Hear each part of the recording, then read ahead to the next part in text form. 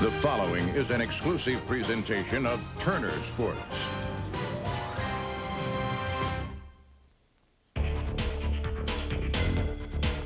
Serving notice, he had a championship team. Jeff Gordon led Wallace and Earnhardt to the finish line in the Southern 500. We were a championship caliber team today, and I'm real proud of this DuPont Chevrolet and this whole group of Rainbow Warriors, man. A week before at Bristol, it was edge work. Earnhardt versus Wallace. Earnhardt claiming this turf fight. Terry Labonte claimed the race. At Darlington, Wallace had a shot at revenge. Didn't take it. Question still to be answered between those two.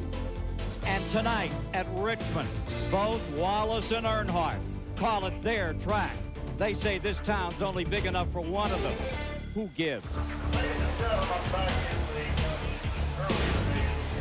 When we first came here, it was called Strawberry Hill. It was a half-mile dirt. Seated 7,500, almost. Tonight, it's a 3/4 mile racetrack. 82,000 people bought their seats 7 weeks in advance to see the greatest stock car drivers in the world. The Miller Genuine Draft 400. That's tonight on TBS. The weather, it's perfect. Temperature, high 70s. Not a cloud in the sky as we settle down to watch race number 24 in the 31 race series of Winston Cup 1995. Hello everyone, Ken Squire, and delighted to have you with us. It's been an exciting season. Certainly, last week Darlington was a great example. Along comes Jeff Gordon and takes a big step. He didn't deliver a knockout punch, but he certainly has the competition a little wobbly. Dale Earnhardt looking for his 10th win at Darlington. Came home just a bit short. Gordon has a 217-point advantage over second place, 294 over third. And as much as Gordon is the story is here, a lot of people are saying, although they seem to have made up, there have been some nice stories in the paper, that there's still a high water mark of intensity. And perhaps it can be taken out here tonight between Wallace and Earnhardt. And so, to our analysts tonight, 6-time winner in Grand National this year from Spokane, Washington, Chad Little. The question is this the kind of track where you want to do a payback? Well, you know, we always talk about on and off the racetrack, the driver's a friend, but I'll tell you what, when the green flag flies, there's no friends out there. It's every man for himself, and at Richmond, you can have a lot of excitement. You sure can before this one is over. And one of the stories that is overlooked all the time, just sort of naturally happens, is the story of the guy in second place. That's Sterling Marlin. Not only is he just 217 points back, and let's not forget that when Bill Elliott won the title back in '85, he was 206 points back at this point, won by 101. This guy, Sterling Marlin, doesn't have one DNF.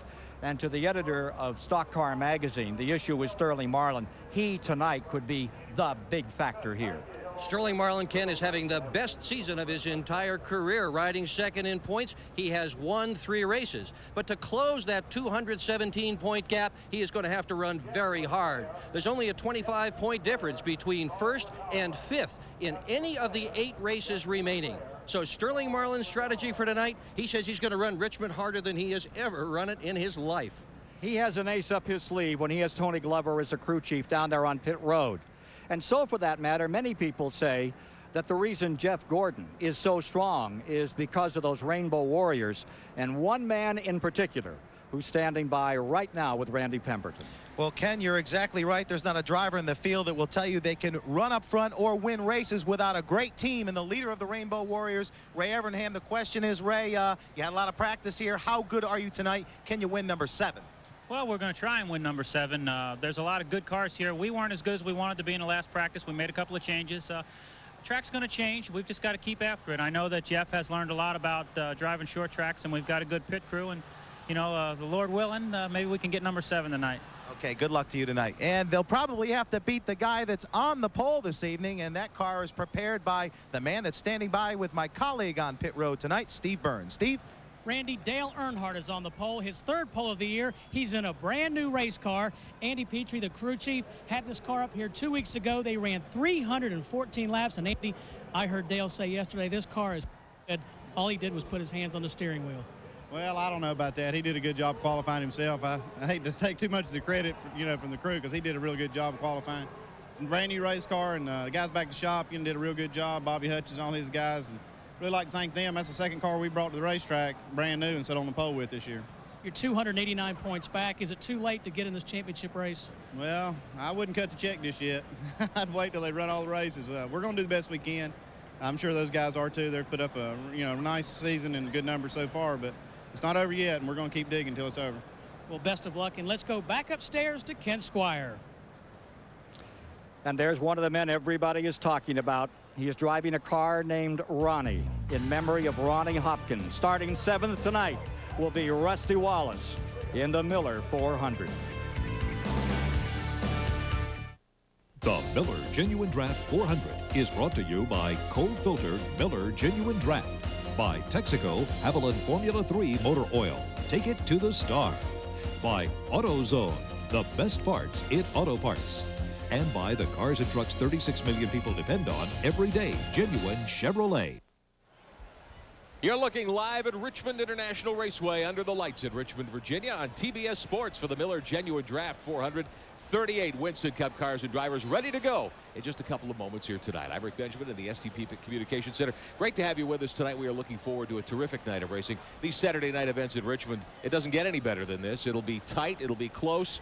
It'll be hard fought all evening long, and we're glad you're with us here tonight. Going to show you some of the things you can look forward to tonight. Among the stories we're following, we've mentioned the point battle. Jeff Gordon, the point leader after his victory last week, now 217 points ahead of Marlin. You see Earnhardt not quite 300 back. Martin, Musgrave, Terry Labonte, the top 6. This one may be settled, though, pretty much among the top 4 drivers as the season winds down. Your second 6, Rusty Wallace, who had that battle with Earnhardt the last 2 weeks.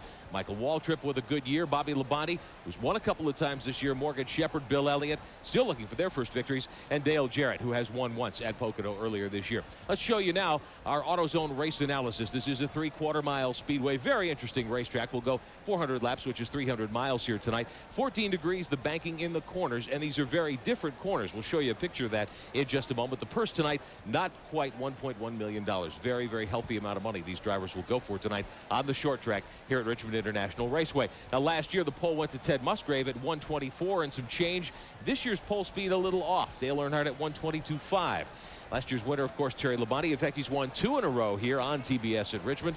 But the driver with the most wins active tonight, Darrell Waltrip, 6 victories for DW, and he has a very good starting position tonight. Ken Squire will talk more about that in a couple of moments. We're going to take a look now at the complete starting lineup. Ken, I think we've got a very interesting field of 38 cars lined up ready to go tonight. Yes, and because that we had a late practice period here today, they're just a tad behind in getting the engines fired. This is the first time I can ever recall that happening here.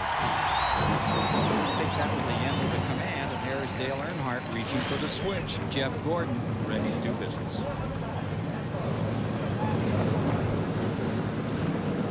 Crowd is up, and so are the hopes of 38 drivers as we get ready to go racing. In our starting grid tonight, Dale Earnhardt on the pole for the 20th time in his career. Starting beside him, the 6-time winner this year, Jeff Gordon. In row 2, looking for his first win since 1991, Ken Schrader. And the rookie, Robert Presley, is right there flanking him. In row 3, it's Mark Martin from Arkansas. And from Wisconsin, Dave Marcus, twice a winner here at Richmond. In row 4, Rusty Wallace, a 3-time winner of this event, and Sterling Marlin, the defending Daytona champion. In row 5 tonight, from Tennessee comes Bobby Hamilton, and from Wisconsin, Ted Musgrave. In row 6, it's Brett Bodine, and a former winner here at Richmond, Ricky Rudd. Row 7 tonight is Kenny Wallace and Derek Cope. In row 8, a 4-time winner of this Miller Genuine Draft 400, Darrell Waltrip and Rick Mast. In row 9, it's Bobby Labonte, who won at Charlotte and Michigan earlier this year for Joe Gibbs, and Joe Nemechek from Florida. In row 10, Michael Waltrip is there and Jeff Burton. Row 11 tonight scored his first career win at Richmond in '86, Kyle Petty and Bill Elliott. Row 12, the defending champion of the Miller 400, Terry Labonte and Ward Burton. For row 13, Hutch Strickland and Dick Trickle are there. Row 14 is Dale Jarrett, winner at Pocono this past July, and Bobby Hillen Jr. of Midland, Texas. In row 15, Bodines, Todd on the inside, Jeff on the outside. Row 16, it's John Andretti of Indianapolis, Indiana, and Elton Sawyer. Row 17, Greg Sachs and Morgan Shepherd. In row 18, Lake Speed and the rookie from New England, Ricky Craven.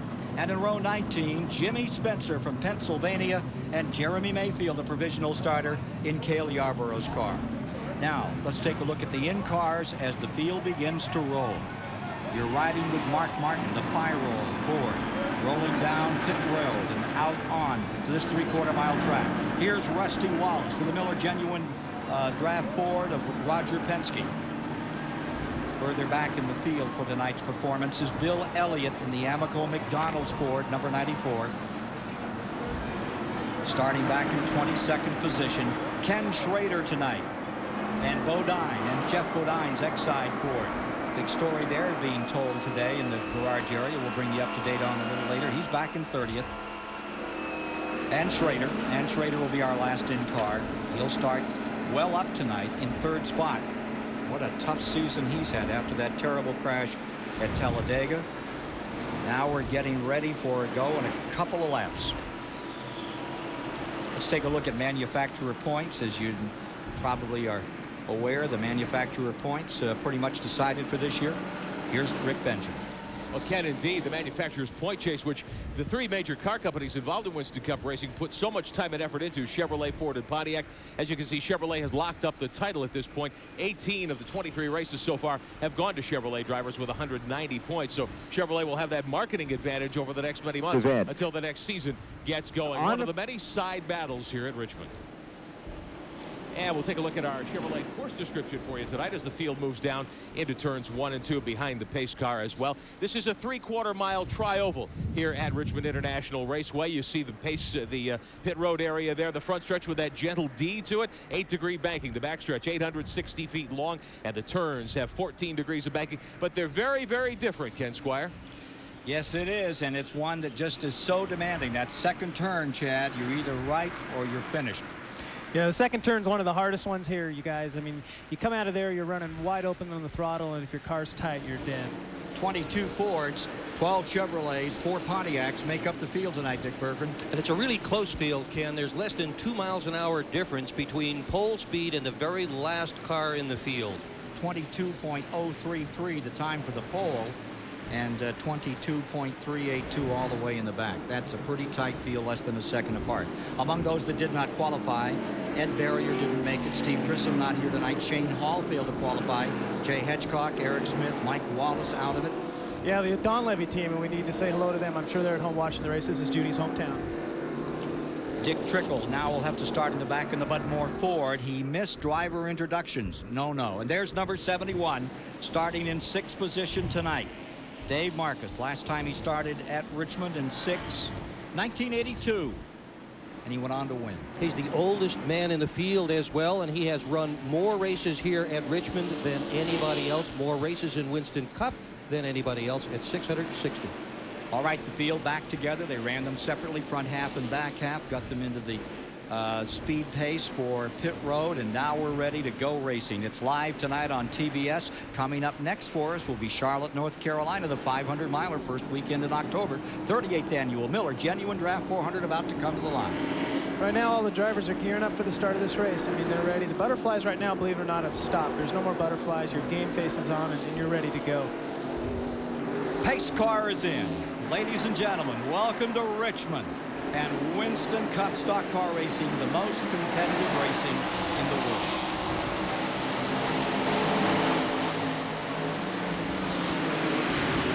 Earnhardt out in front, trying to stay in front of Gordon. Already getting speed out of turn 2, down that back straight, and then into that tight pinch for turn 3. Here comes Gordon back on the outside, trying to lead the first lap, and it's still Earnhardt by a whisker, side by side. How about that? Made their first lap without a problem. That's always a good sign. You think we should tell them that there's 399 or something more to go on? Tell you what, though, Jeff Gordon isn't giving up easy, is he? He's got the outside groove here at Richmond, interestingly enough, is a groove that you can run almost as hard as you can the low groove. And you can see right there, Gordon is able to take the lead out running on the outside. They were kidding with Earnhardt earlier, saying, hey, there's nobody in front of you except Elmo Langley you can tap before the thing begins. Of course, he tapped Elmo a few times in that pace car. Yeah, those black #3 cars have a tendency to do that.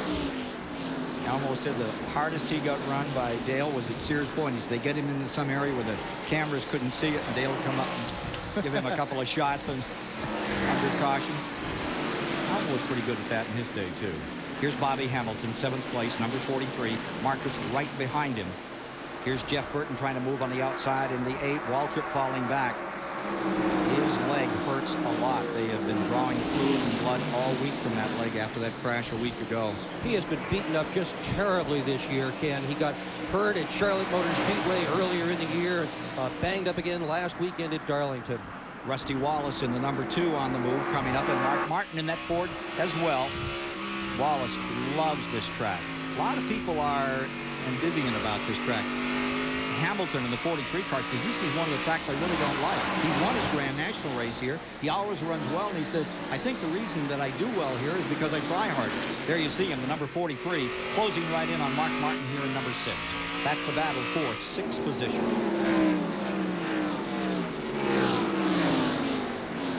How fast when you tip it off and go in? It doesn't look that fast on camera. It never seems to unless you're on board in the car. But how fast do you drop it off into turn 3? Well, I'd say you're approaching 150 miles an hour as you get into turn 1 and 3. We use a lot of brakes here at Richmond, and later on tonight we'll be able to see the brakes actually glowing inside the wheels of these cars. Rusty Wallace in the 5th position now, car number 2. He's on the move, coming up, and here's his view as he looks out and looks at that rookie that's just in front of him, Robert Presley in number 33. Presley of a great racing family out of Asheville, North Carolina. Qualified so well in a battle of his own, a battle royal with Ricky Craven for freshman honors of 1995. We started with a crop of a whole bunch of rookies in 1995, and most of them have dropped out, but the 2 that have remained, Ricky Craven and Robert Presley, are very strong racers. And if you talk to the car owners in the garage, they will tell you that both of these young men will be big winners in Winston Cup. Here's Wallace continuing to try to get a little extra ground off that second turn, and he is. He's picking up car lengths on there. You see him closing down quickly on number 33, Robert Presley. Meanwhile, Gordon is up in front. Earnhardt 2nd. Schrader stays 3rd. Let's go to Steve Burns. Ken, Darrell Waltrip has radioed into his pits that a plug wire has come off. He's going to try and ride it out until they catch a caution, but that's why he's sliding backwards. Oh, that is just an awful feeling as a driver. You cannot race this place, or any other racetrack for that matter, with 7 cylinders. And Darrell's just going to have to ride it out till a caution and put that plug wire back on. Wallace to the inside on Presley. Presley trying to shut him down for a moment. Out of 2, comes up a bit, and on his way is Rusty Wallace into 4th place. No, Presley back now in turn 3. Wallace is there. Gordon stays 1st. Earnhardt stays 2nd. Schrader going 3rd. And it's Wallace, followed by Presley. Behind him is Hamilton in that 7th position, number 43. Wallace driving away now from the freshman, Robert Presley. Really Rusty Wallace racetrack, and part of the reason for that is that so much of this racetrack is corner, and if there is a chassis expert among these drivers, Rusty Wallace is the man. So he has had an opportunity to dial his race car into this Richmond Speedway, and he has done very well here. 4 wins on the new configuration at Richmond. Working the 13th lap. Gordon continuing to draw away from the rest of the field. And Earnhardt covered by 10 or 12 car lengths. Rudd to the inside, making a move on Brett Bodine in the Junior Johnson number 11. That's his 9th position go right there, and Ricky Rudd has the handle on the inside. And you can believe the fans here at Richmond Speedway are cheering for Rudd. He used to live in Chesapeake, Virginia, which is right down the street. And there are a lot of people here who still consider Ricky Rudd in that red and white number 10 to be the local hometown hero. Sell a lot of tickets over in Chesapeake, Virginia to this event. Oh, you bet. And still even Rudd on the inside. Had a very good run at Darlington last week. Despite running with damage. Yeah. got beat up early and came right back. And here comes Sterling Marlin in that yellow number 4 car. He just has decided he is going to run as aggressively and as hard as he possibly can. He has never run a race on a track shorter than 1.366 miles. That's Darlington. His other 3 wins have all come on the biggest of the super speedways. And he has got to run strong in the last 8 races in order to have any hope of winning the championship. Take a look at Kyle Petty rolling up to number 42. He's had his problems last couple of months, and he goes right around Bobby Labonte in the 18. Kyle Petty, that's back to the 15th spot. And there's Rudd getting beneath Brett Bodine. Sterling Marlin getting a chance to go. Ooh, little loose there. That's the area right in turn 2 we talked about before the race started, that the cars want to get a little bit loose if you don't have enough forward bite coming off that corner. Right behind them, there's Ted Musgrave on the inside, Derek Hope on the outside, 16 and 12 respectively. Having a good go at it at the present time. You'll notice on this track, even though it's just a 3/4 mile track, it has a lot of super speedway tendencies, and you'll really see is when cars are running side by side, like we've seen here a lot already tonight, it allows the cars behind to catch up immediately. The 2 cars running side by side or slow down. They probably lose a half a second a lap. To the outside comes Kenny Wallace, and the defending champion Terry Labonte is there as well. In front as we get ready to complete 20 laps. Within a lap, it'll be Jeff Gordon for first. Earnhardt is closing in on him as Richard Childress, his car owner, looks on.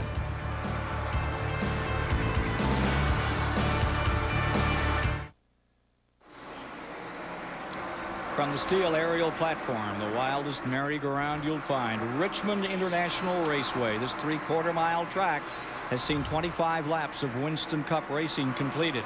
And there are the leaders down the back straightaway. Gordon in front. And Earnhardt right there, closing in for second, from second for the lead. Also notice we were watching number 5 car. He started back in 23rd position, and now he's up to 12th. So there's some guys that are running back in the back, and they're moving up through the field fast already. Here comes Earnhardt on the inside, trying to move down and gets a hole, gets himself in there. Even across as they come down out of turn 4. Earnhardt on the bottom, Gordon on the outside. Gordon not giving an inch. Still even for the lead. Now Earnhardt slightly in front.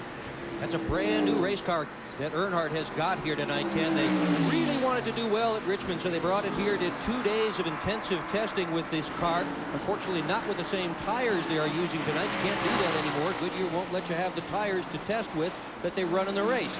But they still learned a good bit, as you can see. As Randy Pemberton said in one of the meetings today, when Earnhardt starts on the pole, when he's that strong early in the race, look out, because Earnhardt can be strong when he starts 20th. Personal pride on the line right here, and that's all. Coming up toward 30 laps. And now, for the moment, Earnhardt has the advantage. That's the battle up in front between Earnhardt and Gordon for supremacy in this race. And looking further back, battle what? Is 5th place back here? A little further behind that one. 71. Dave Marcus is in 7th position. On the outside of him is Robert Presley trying to take it away with Derek Hope in the 9th spot. Good, solid racing. And if Marcus looks a little bit like Dale Earnhardt tonight, he should. The setup underneath his car is the same setup that's underneath Earnhardt's car. Andy Petrie told him what to do with springs and gears and all that, and that's what Dave Marcus put in that number 71 car. He is just flying tonight. And the car that Chad mentioned just a moment ago, you see Terry Labonte in that Kellogg's number 5 going to the outside and trying to find some running room. He's been in the throttle hard from the outset on this one, trying to move through traffic. Now down to the bottom with Sterling Marlin alongside. Terry Labonte runs this track so well. He's won the last 2 races here, and he won the Busch race. I mean, he's just a strong competitor here. I'm not sure exactly if he's figured it out chassis-wise or if he's just this is accustomed to his driving style, but he sure runs good here. So Terry Labonte making himself a factor with that smoothness that has carried him through 3 victories this season. Terry Labonte has been on a roll at Richmond lately. Hey, what's the secret to your success out here, Terry? Sometimes it seems like you see people get on a little bit of a roll at different racetracks, and they do really well there. And I guess this is our place right here in our time. It seems like it's always tough. You know, it's going to be tough this weekend with the Winston Cup cars and the Busch cars both. competition's awful close. And, you know, last race up here, we really weren't the best car, and we were the best at the end of the race. So, but all day long, we weren't the best. And you've got to stay on top of it and have good pit stops, and things got to go your way. From 23rd, Terry Labonte challenging for 9th, and has it now and closes it on Sterling Marlin. Randy? Well, Ricky Rudd's crew chief was just talking to Ricky, who's right behind him. And he's Ricky, the car has made up all his ground on the outside, so that lane really working for Terry Labonte. He said, go ahead and try it. Mark Martin also looking for a new line to run out there. This is really a two-groove racetrack. They say that a lot about a lot of speedways, but Richmond, you really can't run side by side, lap after lap, and neither the high groove nor the low groove seems to have any particular advantage on many occasions. This seems to be one. Well, on sticker tires, the low groove is still going to be the fastest way around this racetrack. But what happens, this track has such a tendency to be tight. The cars don't want to turn coming off the corners. You move your car up a little bit, and it becomes a little freer. So there they start running on the outside. Of course, Terry Labonte just ran on the inside when I say that, but, you know. He heard you. Nobody's perfect.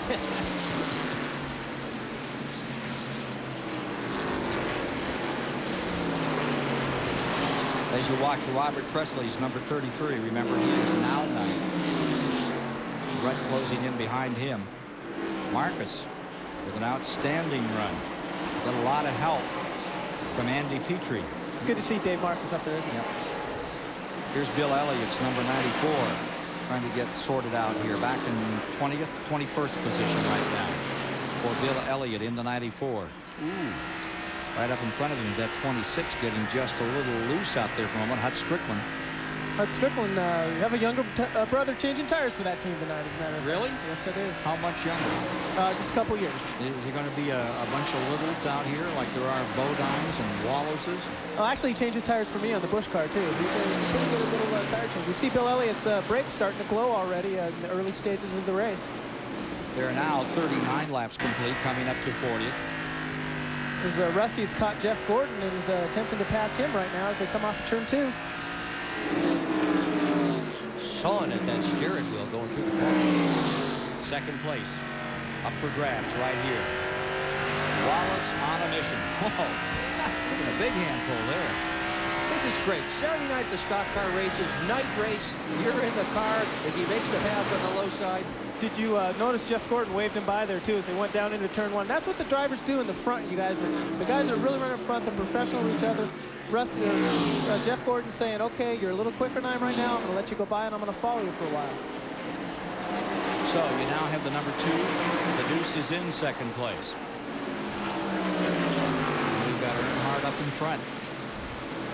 So we've got a Chevy Ford battle in the top spots again tonight. Although Chevrolet has dominated the season, taking the Manufacturers' Championship home early.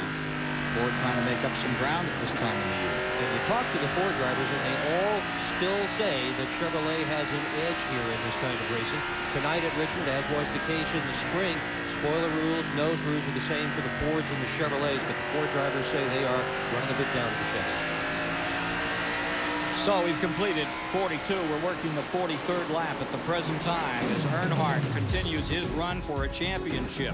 We'll see.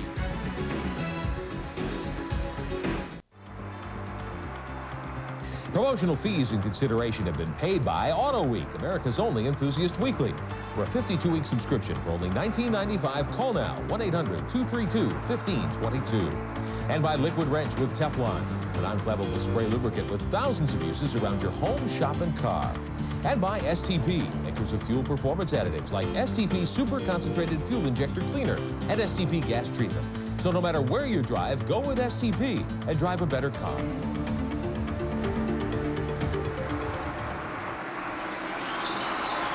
Coming around to complete 37.5 miles, 50 laps down, 350 to go. Nary a sign of a caution flag to date. And out in front, it's Earnhardt with Wallace second, Gordon third. Ken Schrader having a great night in fourth, followed by Bobby Hamilton fifth, Mark Martin in sixth, Derek Cope is seventh, Terry Labonte in the 8th position, running ninth to Sterling Marlin and Ricky Rudd. Dave Marcus falling back to 11th. Now, right now we see Earnhardt starting to get up on lap traffic, putting these cars a lap down. And I know as a driver, when you see the leaders coming up and you know he's going to put you lap down, that's when you really got to buckle down and try to stay ahead on the lead lap, because once you go lap down, it's really hard to win the race. As long as you remain on that lead lap, you're in a position to win. But look at Wallace in the 2 coming on as they go around that spam car, late speed. Here's Earnhardt diving to the inside on Morgan Shepherd, and here comes Rusty Wallace right with him. We've got a fight for the lead between the 2 guys who had that big altercation at Bristol, who put on that tremendous show last week in 2nd and 3rd at Darlington, South Carolina, and now they're in heavy traffic going under Morgan Shepherd. Ooh, almost got a piece of him, did Rusty Wallace. This is all happening in lap 52. Battle at Richmond is shaping up. And these 2 guys put out a great battle in the spring as well. They ran side by side for some 30 laps, never really touched each other, sort of slid into each other, I guess. But good show here. Greg Sachs in the 31 going up to the outside. A comment from Randy Pemberton. Dale Earnhardt has just radioed to his crew. The car is pushing, coming off. That's where his problem is right now. Of course, he's probably driving very hard at the moment with Rusty right on his tail. If you'd like to know, we're about halfway to green flag pit stops at 100. Steve Burns? Well, I have a question for Chad Little. We've been monitoring the scanner audio from the different teams. Some cars, drivers are saying they're loose, others saying they're tight, they're pushing. Chad, what I want to know is how can so many teams be off in different ways with the chassis setup? Well, I think mostly this track has a tendency to be tight. You're setting your car up in the middle of the daytime when it's hot, the track's hot. There goes Rusty Wallace. Drive way down in the apron as he tries to make a pass on Earnhardt. And we have a wreck in front of Earnhardt. Ooh, some spinning, right crashing. In front of the leaders. You know, I think that's a deal where the guys that are going a lap down are trying so hard to stay ahead of the leaders. Todd Bodine in trouble up in turn 2. They race back to the line, and as they come to the stripe, Earnhardt leads Wallace across. Todd back underway, first caution at lap 57. Jeremy Mayfield was also involved in that altercation. Well, we have some conversation going on here between Rusty and Dale. Just got right side by side, looked at each other. Well, Steve, you know, to finish answering your question there, this track has such a tendency to be tight that I think a lot of people probably overguess it a little bit. They set their car up so loose because, you know, you're really going to lose more time when you're tight here than if you are a little bit loose. So they might overguess the setup just a tick. They complain about being loose. But also remember, sometimes when you're too tight, coming off a turn, you're turning the car because it is tight, the brakes and rear wheels loose, and that's when the drivers are saying, you know, it might be tight right in the middle, but it's loose coming off. So here come the leaders on the pit road. And let's go to Randy. Well, we're waiting for Dale Earnhardt, Rusty Wallace, Jeff Gordon, the entire field to come in here. Dale Earnhardt said, we're going to fix our problem with tire pressure. No report on Rusty Wallace chassis adjustments, nor Jeff Gordon. The 3 car is in, the 2 car is in, and now Jeff Gordon makes his stop as the Rainbow Warriors go to work on the DuPont Chevrolet. Right side tires are on the 3 car, likewise for the 2 and Rusty Wallace's crew. Earnhardt, they worked with the tire pressure on this one. Rusty Wallace down and away. Earnhardt makes the move first. Jeff Gordon now down and away. That's the way they'll come out of the pits here at Richmond. Saw first, second, and third come on pit road, saw them make their stop, and as they come back out, you have the 3, the 2, and the 24. Now running 1, 2, 3. With 58 laps complete, this time by in the Miller Genuine Draft 400 at Richmond International Raceway, live on TBS. More of the excitement in a moment.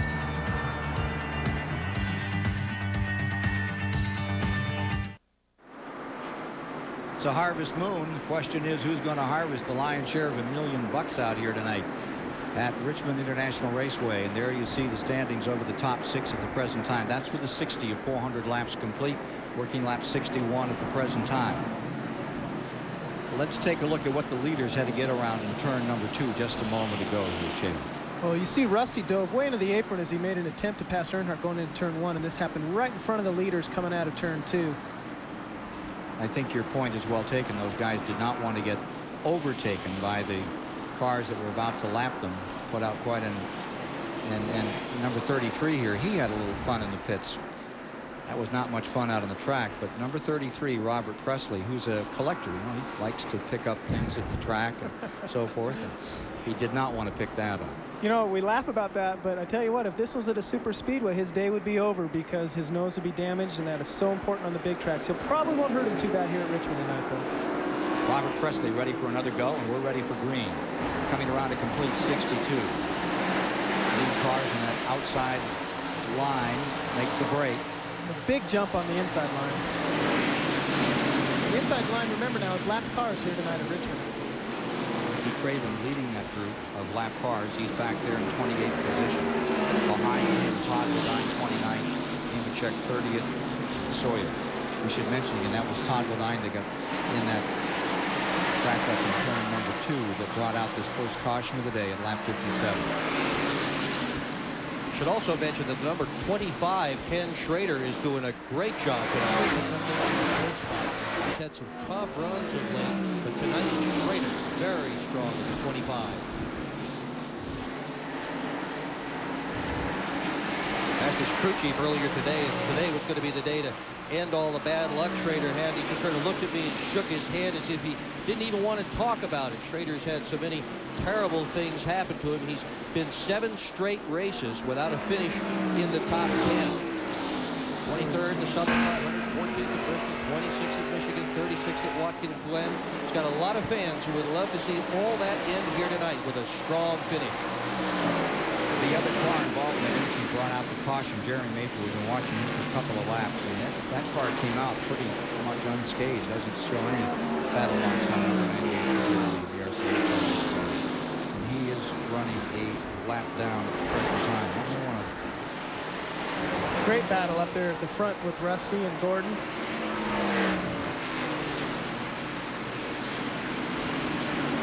You know, that's one of the advantages to starting up front all the time is that you don't have to run in traffic as hard, and you don't get your car beat up as much. And you see right now, the leaders right there, they're not only leading the race and getting that all-important television coverage, but they're also not taking the chances of running in hard traffic and damaging their car. Take a look at some of that traffic out back. There you see Jeremy Mayfield's number 8, 98, making it 3 wide. Oh, no, back. Get back into the wall right there. Well, that'll take another caution. Oh, 27 around in the wall goes Elton Sawyer. And there's the second caution of the evening. This comes at lap 67. How about that camera work, Cam? I mean, just right there as soon as that damage started. Darn Mike Wells, he just knew that 27 was going to go down in there, dump it into turn number 1. Yeah.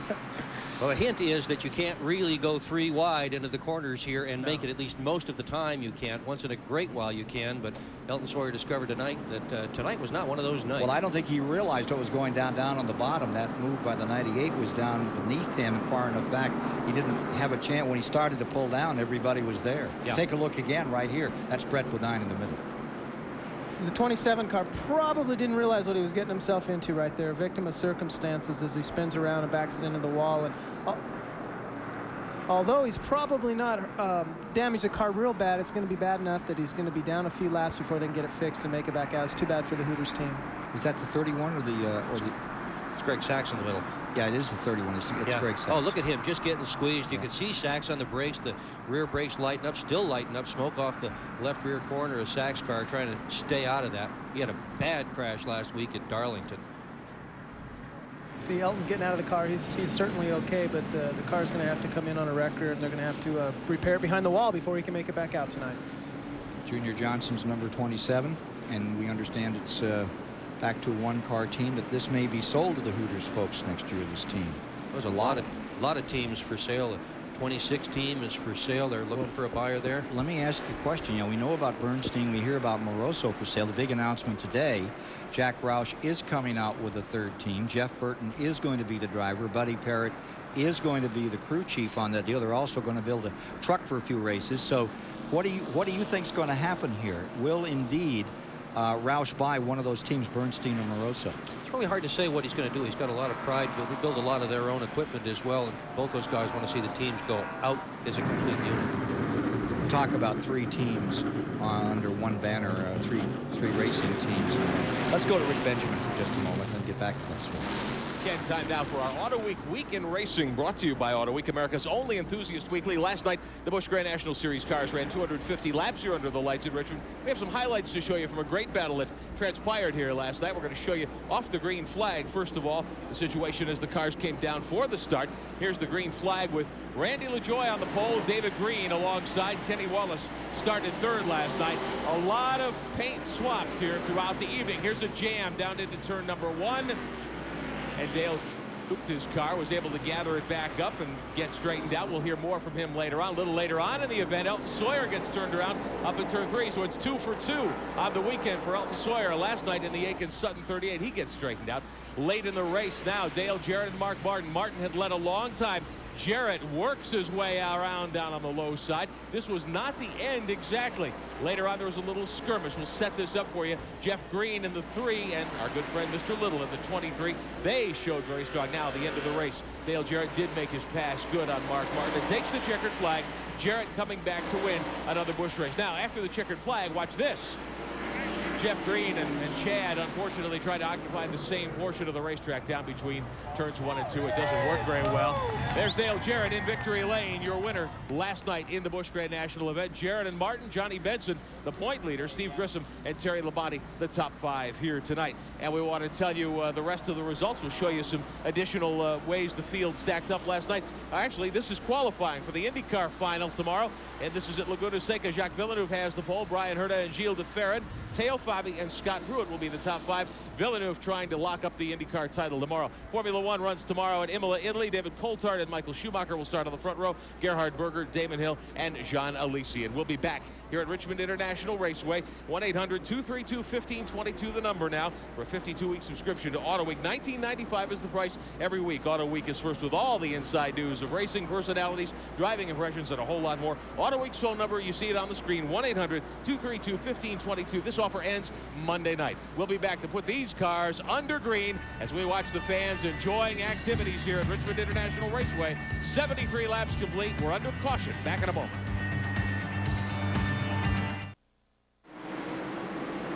Lap and a half completed under green. Since they've dropped it, that gets us up. We're coming around to complete, what, 78 this time, 2 laps. And there you have car number 3 in front. Wallace in second. Gordon right there, putting a lap on the number 41 of Ricky Craven. Well, he's already a lap down. He's just keeping him a lap down right now. Number 30, Michael Walters on the stop and go penalty coming out of pit road. Now back in the pits, being held. It's going to put him a lap down. You know, that really hurts him too, Ken, because now it's under green. Before it was under caution. So it's not only just a stop and go, it's under green stop and go. And you can, you know, when they're racing around there 125 miles an hour compared to 45, which is pit road speed and track speed today, that hurts. On a 3/4 mile. Well, how easy is it to run that stop sign at the end of pit road, Chad? It's very hard. I mean, it's very easy to do, as a matter of fact, because it was one of those, it's a situation where you know it's close, so you want to go, and then you pretend you didn't see it and hope NASCAR didn't see it. Here's Terry Labonte, winner of the last 2 races on this track in Winston Cup and winner of the truck race the other night. Looking very strong as he makes that move with car number 5, Terry Labonte, whipping back up through traffic.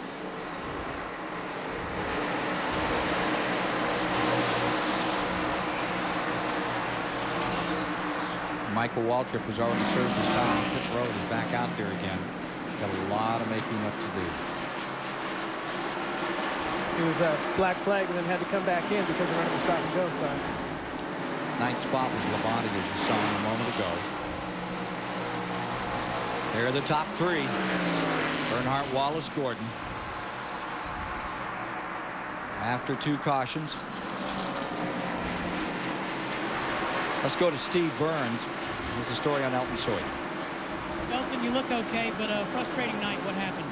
Well, I'm not real sure, Steve. You know, the spotter said the inside, and I knew the 31 car was there, but apparently somehow we got 3 wide getting into 1. And the Sawyer family's done a great job here with this facility, but you can't run 3 wide. And it's unfortunate early in the race, you know, Mike Hill and all the guys have worked hard.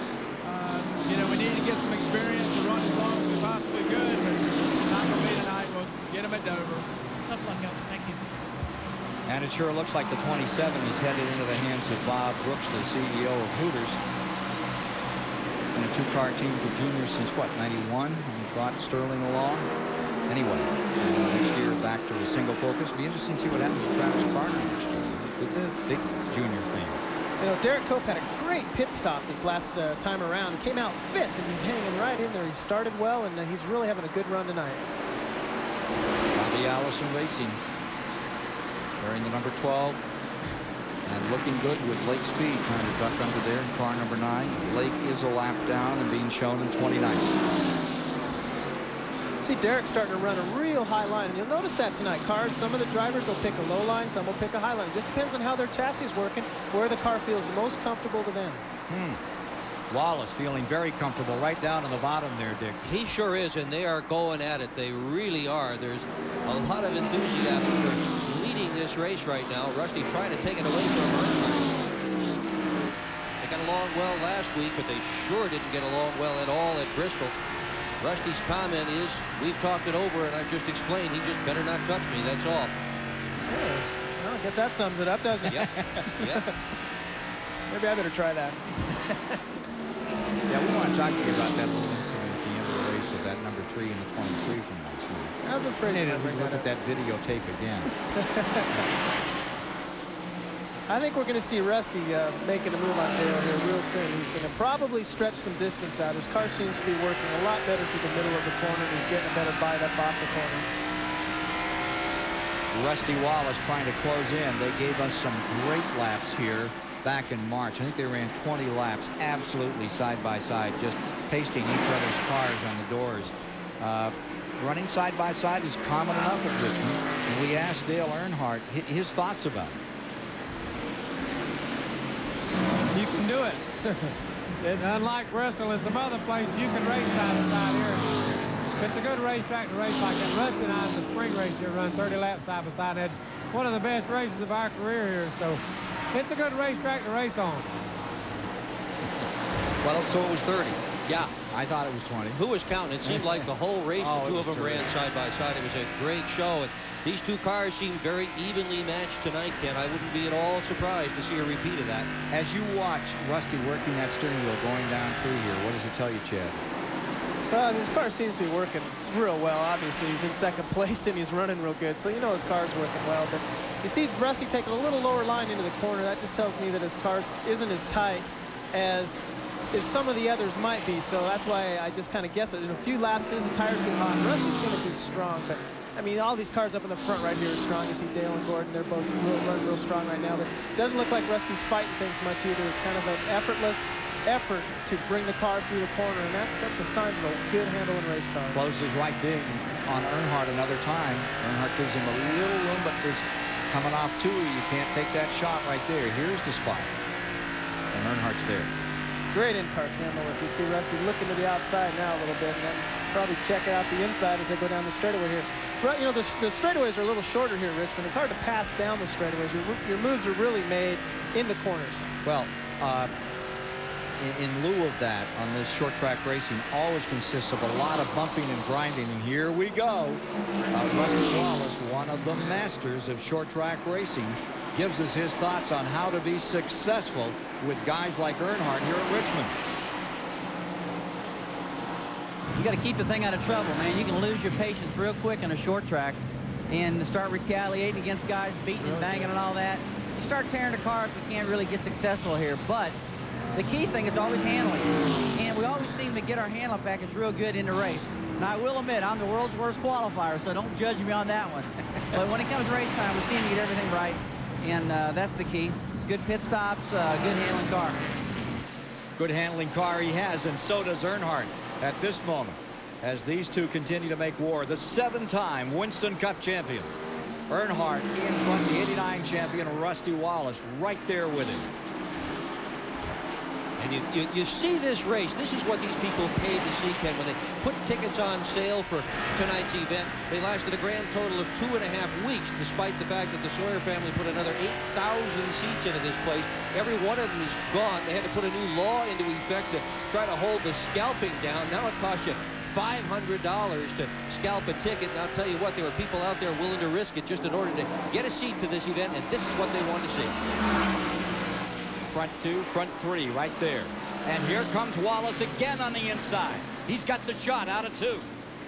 Like we've talked about tonight a little bit, it's hard to make a pass on the inside here. What you have to do is your car gets the RPMs get pulled down as you're coming out of the corner. You have to pinch it off a little bit. You can't keep the motor running free. So the guy on the outside actually has a little bit of advantage, providing his car is working well on the outside. So you see Rusty getting down low. If Dale can make it through the corner strong, he can hold Rusty down low as they come out of turn 2, and it's hard for Rusty to complete the pass.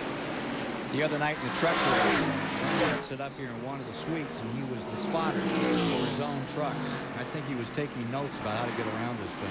Look at him dive back. Now there's that move that Earnhardt is so famous for. Let him move through on the outside. I'll see you on the inside. Now you bet when you pass Dale Earnhardt, you better watch both sides of your race car, because chances are real good he's just about to come by you on either side. He just does not give up. You see which one of these guys exercises the most patience, as we talked about too. 100 laps complete this time by, and we've got a war for first place. It's Earnhardt and Wallace at it at Richmond. Doesn't get any better than this. Wallace has it for the moment. Pulls away by a full car length. 82,000 people up and enjoying this one. Stay with us on TBS as Rusty Wallace and Dale Earnhardt make war in the Miller Genuine Draft 400.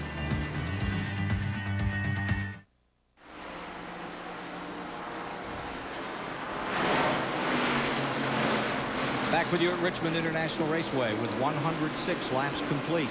And there you see that battle up in front. It's Wallace and Earnhardt still at it. This struggle isn't over. Here comes Earnhardt back another time. It's hard to get off this one because it's so good, but there's some other great contests just behind it. We'll try to get to them in a moment. You don't want to miss this one, however. They're giving each other room, just enough room, but they are giving each other room. No real contact between the two of them yet. Both doing a brilliant job of driving. It's a yeah, it is.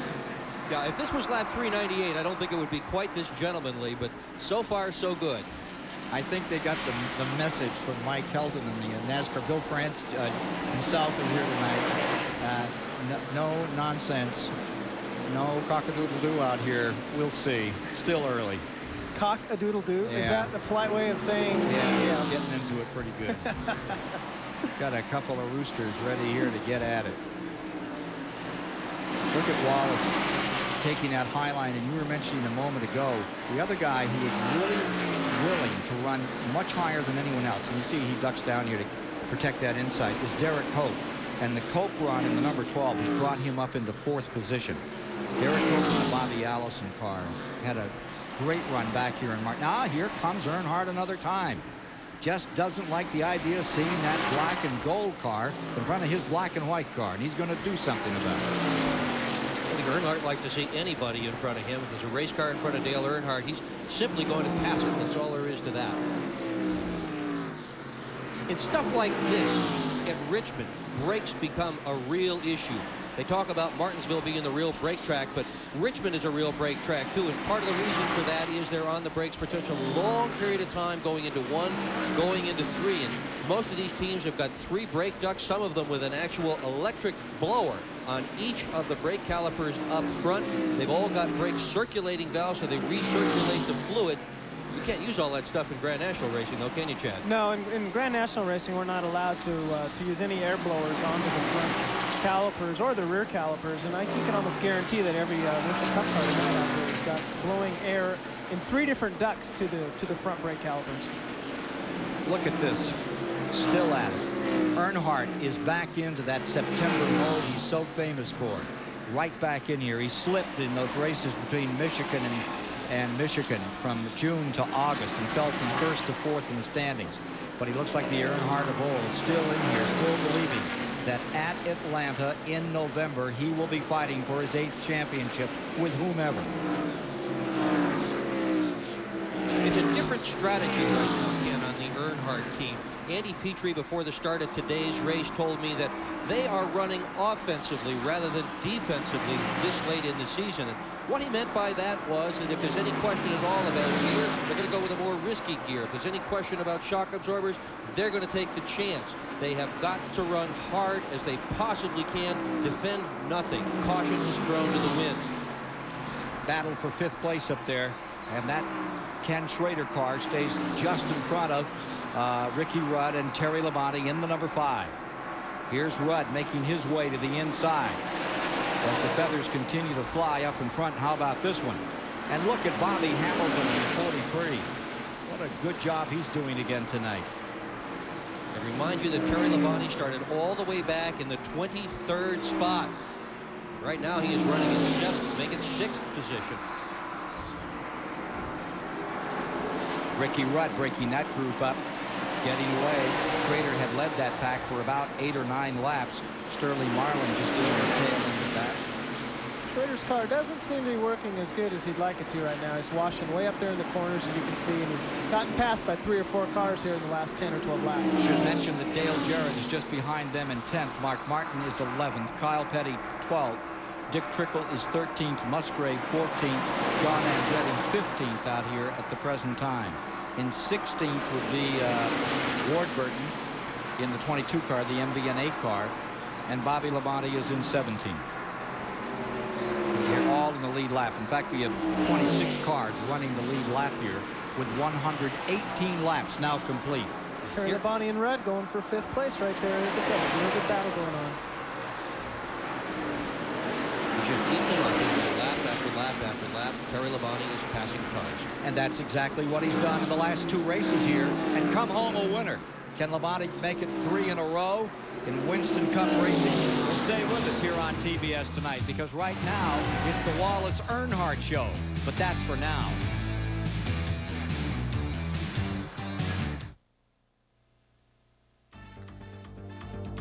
Promotional fees and consideration have been paid by Plasticoat Spray Paint, the winning finish and the official spray paint of NASCAR. And by Exide Batteries for great starts every day. Replace your old battery with a powerful Exide battery, available at major retail stores. And by Miller Genuine Draft. With Miller Genuine Draft, the world is a very cool place. Rusty Wallace set the record for the 400 lap distance on this track at an average of 104.6 in 1992. He's out in front now, and after 2 caution periods, clear sailing as he continues to lead this race. Here's Sterling Marlin driving down on the inside of Ricky Rudd. Throws it in there at 150 miles an hour. They slide out of the 4th turn and down the main chute as Ricky Rudd has his hands full trying to hold on to that position. That is some scrap for 7th spot. Schrader's in there as well.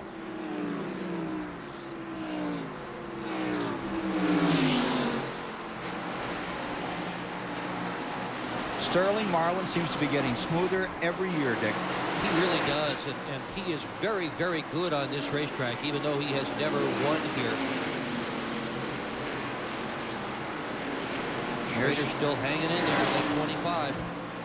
And there's another good battle. There is Dick Trickle. Remember, he went all the way to the rear, back to 38th, came all the way back up into the top 10. Well, now Trickle in the 15th is in the 14th position. That's car 15. That's that quality care car. And Dick Trickle having a really good run. And he is auditioning for his ride next year, but Moore says he hasn't decided who is going to drive that automobile. And Dick Trickle surely is among the candidates being considered, but it's not sure yet who will drive the 15 in 1996. Number 15, Trickle, with over 1,200 career wins on those short tracks in the Midwest and throughout the East. Here comes that 22, barreling down on the bottom and getting stronger. Ward Burton another time. Musgrave on the outside looking good. Whoa, are they going to try 3 wide? No. Thank goodness. And he thought about it, though, for a minute there, didn't he? Yeah, he sure did. 16th position for car 16, Musgrave. Ward Burton with a real strong run in that number 22 last week at Darlington. Look at this battle. All right. Call me Boy Wonder, will you? He's caught the 3 car and he's passed the 3 car. Yeah, well, it's not I over don't yet. think so. Forget it. He's so famous for that move of letting a car get up on the or pass him and then slipping underneath him as they're coming out of the turn. the timing is so good, it looks flawless, as if anybody can do that. But nobody else can do it. Earnhardt's the only guy that can repeatedly make that move work. You can see a lot of other drivers, some real quality drivers, try it, but he can make it work time after time after time. You talk about throttle control, that's it, number 3. And everything else control. You're watching one of the best stock car drivers of all time when you're watching Dale Earnhardt in that number 3. How do you feel about that, Chad? You know, those black number 3 cars they're strong, but you know, just sometimes you just got to say, I don't know. Now, obviously the 3 car is real strong, and I'm alluding to a little bit of what happened last night, but that's a different story. Yes. A different driver. We got to get back to that. That was pretty good. Okay, Ray Evernham has been on the radio telling Gordon, settle down. You think that's a championship call maybe by Evernham saying, hey, we don't need to be doing this right now? I kind of think it is. That's a very good point. That Evernham is saying, hey, you know, there is a championship, youngster. Get out of that. You don't need to be caught up. And probably the greatest sight guy in racing is Dale Earnhardt. He will get you into the darkest messes if you're not careful. No question about that. Evernham is a really good balance. No question. Rick Mast coming off the corner is trying so hard to get number 1. A little bit of smoke just came off the back tires. Now, how about this? There's that Derek Cope car up to 4th place, carrying the Bobby Allison colors. 1990 Daytona 500 champion Derek Cope. I'd love to see Allison have a great night here at Richmond, because Allison had so many great nights on this track. And here comes Terry Labonte right with him, wheel to wheel, in this fight for 4th spot. Randy Pepper. Well, Jimmy Finnick is the crew chief on this car. Jimmy, you guys have had a lot of tough times this year. Your best finish is a 5th at Darlington early on. That's what you're battling for right now. Great run for you guys. Well, right now we're running pretty good. The car's a little bit too tight in the middle. So we'll wait till we get in, loosen up, and see if we can loosen up anyway, and then see what we got there at the end. When will you make your next green flag stop? I would say another 30 laps, I would say. Hey, you heard it. It's the crew chief on Derek Cope's car. Now, those cars are just 5 seconds back from the leader. 5 seconds away from Wallace, Earnhardt. Well, from Wallace, actually. Then comes Earnhardt and Gordon, and here comes Cope and Terry Labonte having a great tussle. And Terry Labonte, the Iceman, Mr. Cool, right down in there, just taking his time. You know he has plans to make it 3 in a row here at Richmond International Raceway. If you're just joining us, 82,000 folks came in here this afternoon, got into their seats early. They didn't want to miss anything. There was a late practice period, and what a show they're getting tonight. The full moon is out, but thus far we haven't seen the kind of full moon racing you often see on a short track. You see a full moon on a half mile, you know there's going to be 25 cautions and 3 fistfights. We haven't had that yet. But stay tuned. Take a look at this. Down to the inside, it's still Labonte running wheel to wheel with one of the Northwest's greatest drivers, Derek Cope. Little wiggle coming out of the corner. No wiggle with Labonte. It's been 70 laps since they've put on tires. Right now, it's about time to start making some pit stops. You know, if there was a caution right now, all the cars would be coming in, and I think we'll be seeing green flag pit stops within the next 25 laps. Goodyear brought a brand new tire to this race, and the object was to come up with a tire that wouldn't give up, would run for a long time. Looks like they've succeeded in their goal. Indeed, they have. And it's still even across. This fight's going to go on for a while. We'll rejoin it later. Let's tell you, up in front, it's Rusty Wallace. It's Dale Earnhardt. It's Jeff Gordon. It's Richmond on a Saturday night, and we've got a good one cooking.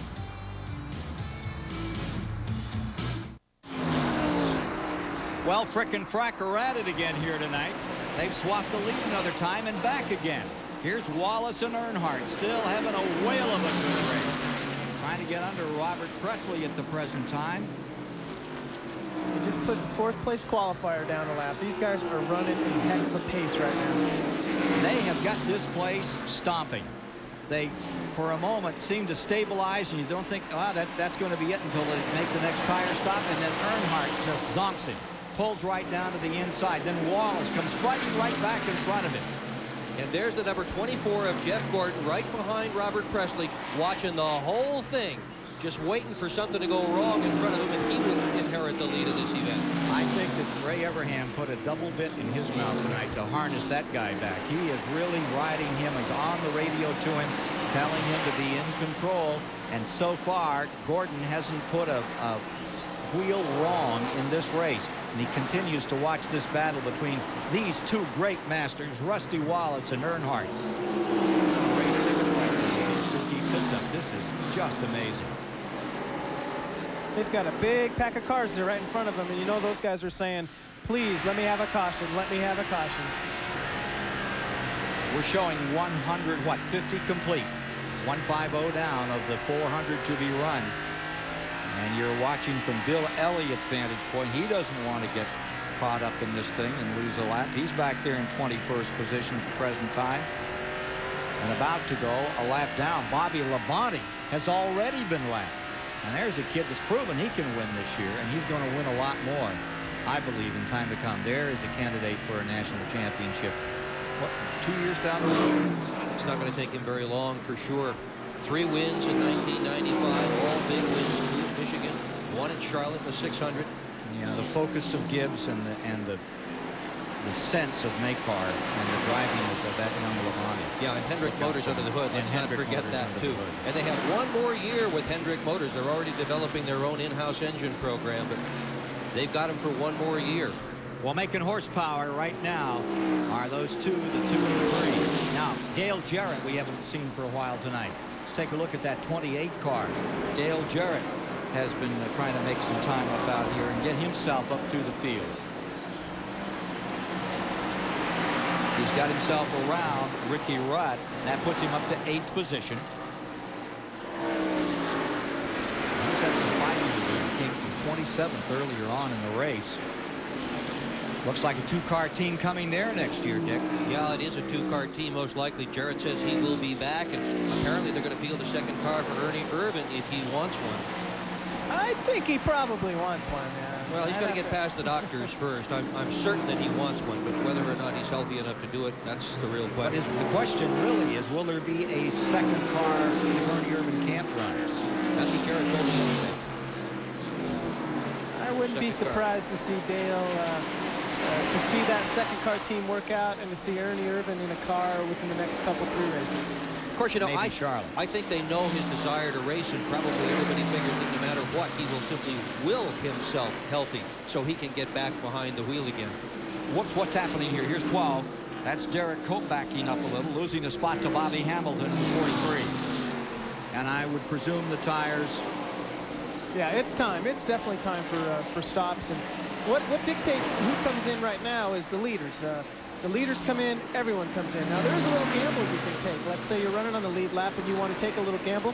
You come in first, and then you kind of control the tempo because you're going to pick up so much speed with the new tires that it almost forces the other guys to come in. But normally, the tempo is controlled by the leaders. Now, Sterling Marlin makes his move.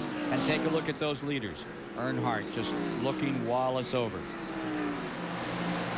Randy Pemberton has a comment about this pit stop upcoming for those leaders. Randy. You're right, Ken. They're coming. Rusty Wallace, Robin Pemberton, and the crew have radioed. They're looking to stop at lap 162. Now, that is projected. They could go a couple laps more or 1 or 2 laps left. But 162, as far as adjustments on the 2-car, they're looking at an air pressure adjustment. No chassis changes. Everybody else going to come soon after that. Kenny Schrader was looking to pit around lap 177. But if the leaders pit, as Chad Little said, they will all start diving on pit road. They're working lap 159 right now, so 3 or 4 laps from now, we could see leaders on pit road. And I would guess they'd probably all put on 4 tires, wouldn't you, right now? I think if it running this long, it's 4 tires. I would think it probably is. If you put 2 on, you go down 1 lap. You put 4 on, you go down 2 laps under green flag racing here. But if one of the leaders throws 4 at the car, chances are very good everybody else is going to do the same thing. But the last time any of these cars saw fresh tires was on lap 57. That's 102 laps ago. Those tires are giving up now for sure. There are 19 cars in the lead lap. 19 as we come to lap 160. And you're beginning to see the first of them in. Car 26 on pit road. Strickland in the Kenny Bernstein Quaker State car. Richard Broom says if a sponsor will come for that car, he will keep the team together. He will buy the team himself. If there's a sponsor out there, all these guys want to stay together. They think they've got the right mix to win races. And look who's on pit road. It's Rusty. Rusty Wallace coming in. Marcus and Jeff Burton have already made their pit stop. We're following Rusty Wallace in. Let's go to Randy Pember. As we wait for Rusty Wallace, Dave Marcus said he will take 2 tires only to try to get back on the lead lap. The 3 car will also pit this lap for 4 tires. They go to work on the Miller Genuine Draft 4 right side tires already on. One thing they do not want is a caution to come out right now. Earnhardt now coming down pit road. Wallace crew works on the left-hand side. Down and away, excellent pit stop. Pit road is now filled with race cars as Dale Earnhardt and Jeff Gordon follows him into pit road. Earnhardt's crew goes around to the right side. The Rainbow Warriors are working on the DuPont Chevrolet. Good pit stop going for Gordon's crew as well. Mark Martin's team pitted right behind them. They will come down pit road next. Around to the left-hand side of Earnhardt's car. Likewise for Gordon. Earnhardt's crew looks to be getting the job done just a little quicker. He's down and away. There goes Jeff Gordon. Great pit stop for both. Everybody coming down pit road now. 17.7 on Wallace as he came back out. I've got an unofficial here, 25 on Gordon. Let's go to Steve Burns on Terry Labonte's stop now. Again, Labonte brings Kellogg's car in. Now his lap times have been faster than the leaders the last 20 or 25 laps. They will not make any chassis adjustments. Walter Smith trying to bring the jack around to the driver's side. So far, it's a very efficient, maybe not a great stop, but a very clean one, very efficient. Gas is in, and the left side tire is going on. Terry stayed out to the lead a lap, and he's out of here. 19.3, and he's back out. Bobby Hamilton appropriates first position for the Richard Petty STP team. Hamilton is first, and Gordon is now in second. Pit stops continuing. Mark Martin is on pit road. Rick Mast has come in. Craven coming in. Todd Bodine, Jeff Bodine. Let's go back to Randy. Martin has now hit pit road. Boy, he has been struggling all race long. He said, we need to get some wedge out of this car and loosen this thing up. They're on the right side of the Valvoline Ford as we continue under green. Now they come around to the left. A good pit stop going. There goes the wedge wrench in. Mark Martin's Ford, 2 rounds out of the right side. Left side tires on. Another super stop for this team. Indeed, at 19.1, Bobby Hamilton pits. John Andretti inherits first place. You have Bobby Hamilton in, and there you see him in the number 43. This is the track where he won his first Grand National race. It's a track he does not like, but he always performs well on. Back to the track comes Hamilton out of Nashville, Tennessee. And John Andretti, who did such a great job in the first 40 or 50 laps over at Darlington last week in the Southern 500, now brings the Haas Krenifus car out of Indianapolis, Indiana, on the pit road. Andretti. Steve? John Andretti in the pits. This is a team of veterans, although Andretti's relatively new to NASCAR racing. Tim Brewer and the guys, so far the stop, very good. The jack beam comes around and slams it underside the driver's side. Remember, Andretti was on the pole last week in Darlington. This pit stop again, very good. The tires are on and he's down. 19.9 seconds. Paul Sitter in Darlington, who finished 12th, comes back on the track just in front of him, Morgan Shepherd. And you talk about a good pit crew. Those guys have a very good pit crew. 2 of their members are on the first all-pro team, identified by their peers as the best at what they do. Bill Elliott has just taken first place. Now he pits the McDonald's car. And with that stop, we'll have Earnhardt and Wallace again battling for first position here at Richmond International Raceway. The Miller 400. It's a hot one tonight. 4 tire change for Elliott. It's Rusty Wallace leading. Earnhardt now second. Jeff Gordon back to third at Richmond.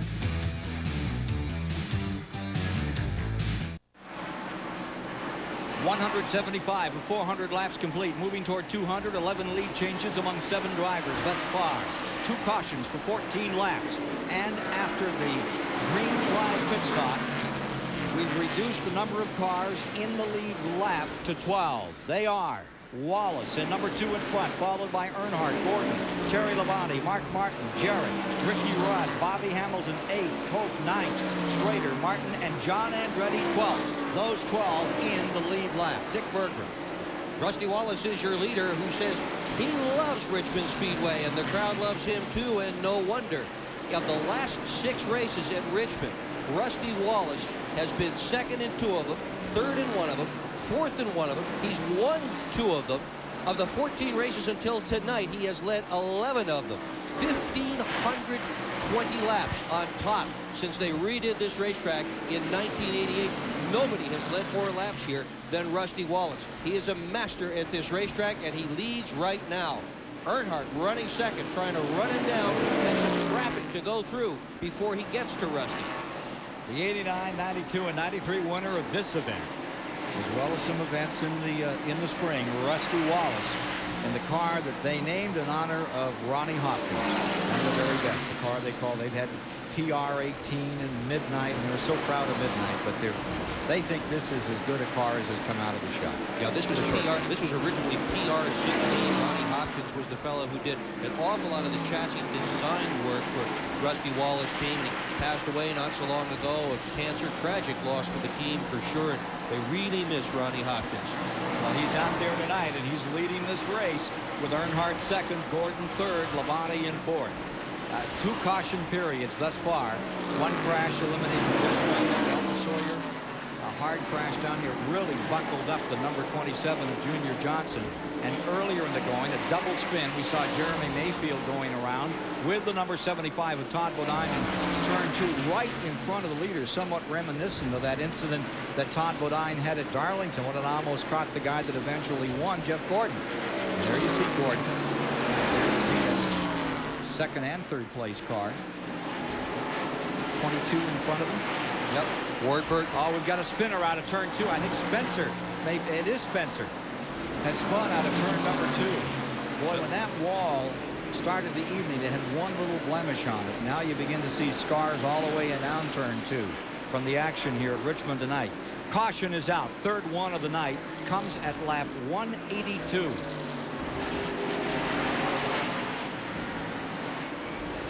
Think there'll be too much stopping on the pit road at this point? I wouldn't be surprised, but you never know. You know, just looking across right now, you just never know. There's been 20 laps. If they want to have 20 lap fresher tires, they may just come in. 20 for some of them. It's 20 laps for Rusty Wallace. Darrell Waltrip, however, pitted on lap 170. We're now on lap 183. He's only got 13 laps on his tires, and this may be an opportunity if the others pit for Darrell Waltrip to make up some of that lost time. Not only that, Dick, you know what I think you'll see is cars that aren't quite right yet. They had 20 laps to see if the chassis adjustment helped, and here come some of the leaders down pit road. They're going to do it. They're all, the front 3 are all in. And here come the rest of the leaders. Wallace, Earnhardt, Gordon, Terry Labonte. You see Jarrett, Sterling Marlin, Rudd, Hamilton, Cope, Schrader, Martin, all taking advantage of this quick caution after that stop. What a neat view of this pit stop action. You know, we talk about how physical some of the tracks are. Richmond ranks up there as being a real physical track, too. Gordon first out. Yes, he did. Earnhardt in the first pit, still there. Jeff Gordon only went with 2 tires and came out the lead. Ray Everham's done that a lot this year, hasn't he, Ken? And won some races that way, too. Yeah, he's also gone the other way around, too. And when some people have taken 4, he's taken 2. And when other people have taken 2, he's taken 4. And we'll take a break and then be back with more live from Richmond International Raceway. The Miller Genuine Draft 400 is brought to you by Texaco Clean System 3 Gasolines, by Burger King, where you get your burger's worth, and by Napa Auto Parts. We keep America running. A September song being played tonight at Richmond International Raceway. The Miller Genuine Draft 400 live on TBS. I'm Rick Benjamin of the STP Pit Communications Center. With me is Jim Gilmore, the Attorney General of the state of Virginia. This is your first visit to a Winston Cup event. This is my first race here at the Winston Cup. It's really a great event. You served as Grand Marshal tonight. What do you make of the spectacle of all this? I think it's a tremendous event. I can see why so many fans are flocking to NASCAR, and I really think it's good for Virginia to have an event like this. We're pleased to have you with us tonight, Mr. Gilmore. Thanks for stopping by. Jim Gilmore, the Attorney General of the state of Virginia. We're green, Ken Squire. Yes, we are, and you can see number 31, Sachs, look like he's in a bit of trouble, backing up and everybody taking some evasive action around him. Meanwhile, for the first time since lap 28, Jeff Gordon's back in front in this race, leading over Earnhardt and Wallace, second and third. Terry Labonte fourth. Dale Jarrett fifth. Ricky Rudd in sixth. Marlin is seventh. Schrader is eighth. Bobby Hamilton ninth. Cope in 10th. Mark Martin 11th. And John Andretti in 12th. Those are the cars in the lead lap. And we've got a crash in the main straightaway. Sachs is in the wall. Another car's been gathered up. Robert Presley was involved in that as well. Robert Presley took a bad hit. He's gone all the way into turn 2, and the car is still running sideways down there. Sachs is going to try to leave. The cars are under caution. Starter waving his caution flag. Oh, look at Presley's car, all torn up. He had such a good starting position tonight, but he will not have a good finishing position. He had closed so strongly on Ricky Craven in this battle for rookie honors this year.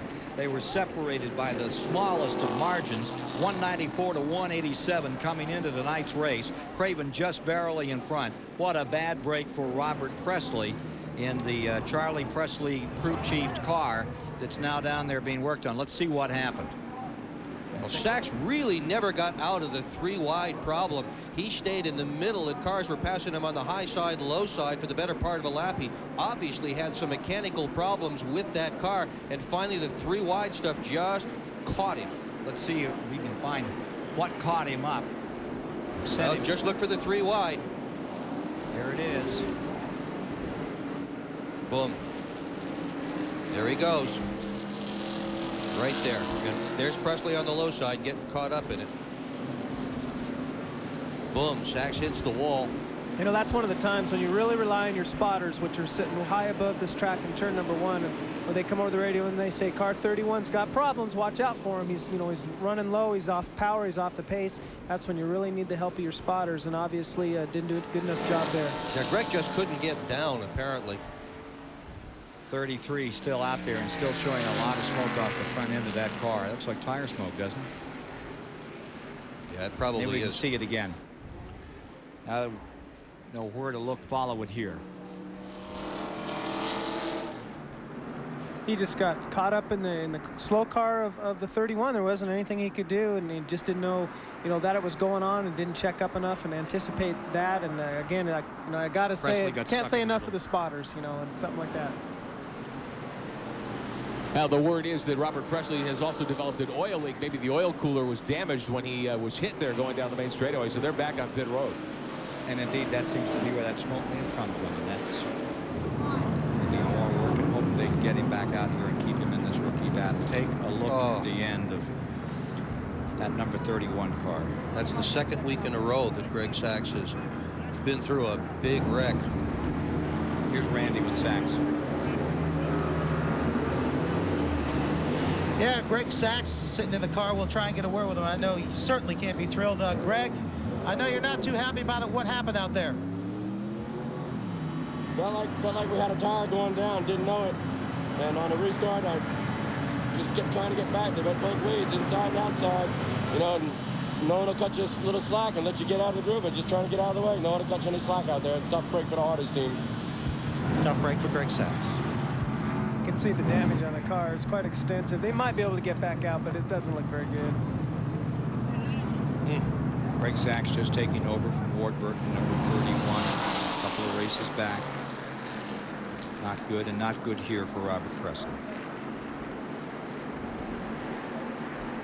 Getting toward halfway, 194 laps have been completed at Richmond International Raceway in the Miller 400. And we'll be back with more in a moment. Hey, race fans, Budweiser asks, who won? October 10th, 1993 at Charlotte Motor Speedway. After taking the first pole of his Winston Cup career, Jeff Gordon and the DuPont 24 engaged in a ferocious battle with the Black 3 of Dale Earnhardt. While these two drivers battle side by side, Ernie Irvan is pulling away in the 28. In his usual fashion, though, the 6 car of defending race winner Mark Martin was sticking close to the leaders. And also having a strong run, the Budweiser Ford, with 2-time Charlotte winner Bill Elliott on board. But who won? Take a look at the contenders. We'll be right back to show you the winner.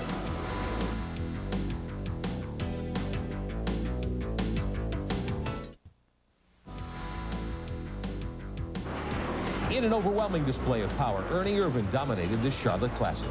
Jeff Gordon put together a strong run, but the outstanding rookie contender couldn't keep up with the hustling Irvan. The same was true for Mark Martin and Dale Earnhardt. They battled for second. It was the highlight of the day. Martin took the spot, but at the end of 500 miles, Irvan led all but 6 of the 334 laps, earning his 9th career Winston Cup victory and the 2nd win for Robert Yates Racing.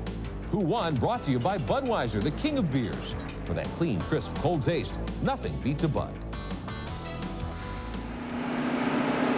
Toward the halfway mark in 2 laps. 12 cars in the lead lap here as we work the 4th caution of the evening. Gordon is leading, Earnhardt and Wallace, with Terry Labonte 4th, followed by Jarrett, Rudd, Martin, Schrader in 8th position. From his camera, you're getting these shots under caution. Halfway next time by, we're getting the report, and Hamilton would be 9th, Cope 10th, Mark Martin 11th, Andretti 12th. 1 lap down is Musgrave in 13th, followed by Jeff Burton, Ward Burton, Rick Mast, and the number 42 of Kyle Petty up to 17th position. So that's how matters stand as we get to the halfway point, and the speed continues to fall. It's down to about 98 mile an hour average now as we pick up on those caution flags. Well, I mean, that's just because of the caution flags. It has been a fast race. There's been so many green flag races. And Derek Cope just pulled down on the pit road. We'll have to find out if he has a problem or what the deal is there, because he was running way up front. Dave Marcus also pitted just a few moments ago. Continue to work on his car. They say the wheel has come off car number 26 out there.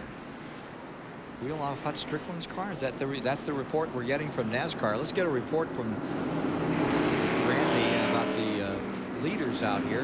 We'll catch you up to date on Hut Strickland. Randy. We documented the fact that Jeff Gordon took on only 2 tires. I went and talked with crew chief Ray Evernham, asked him if there were any chassis adjustments. He said absolutely not. So it's 2 tires. He got out front. Dale Earnhardt asked for a ½ pound of air pressure up in the right rear. A ½ pound. That's amazing.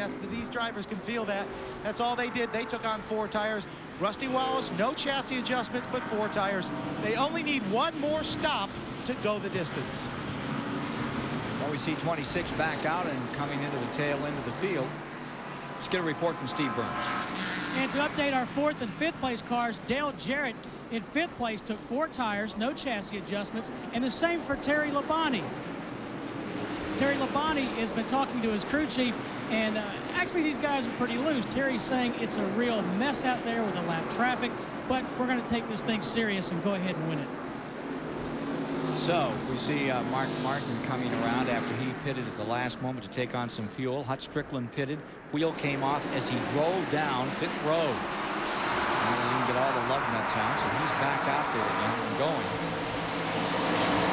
Extra lap of caution is really helpful to him. Warner Green with some speedy dry down in turn number 1. I hope that doesn't cause a problem for some of the teams. Whoa, big jingle back there. On short tracks, you see them work that speedy dry in lap after lap before they turn them loose here. They put it down and they go racing.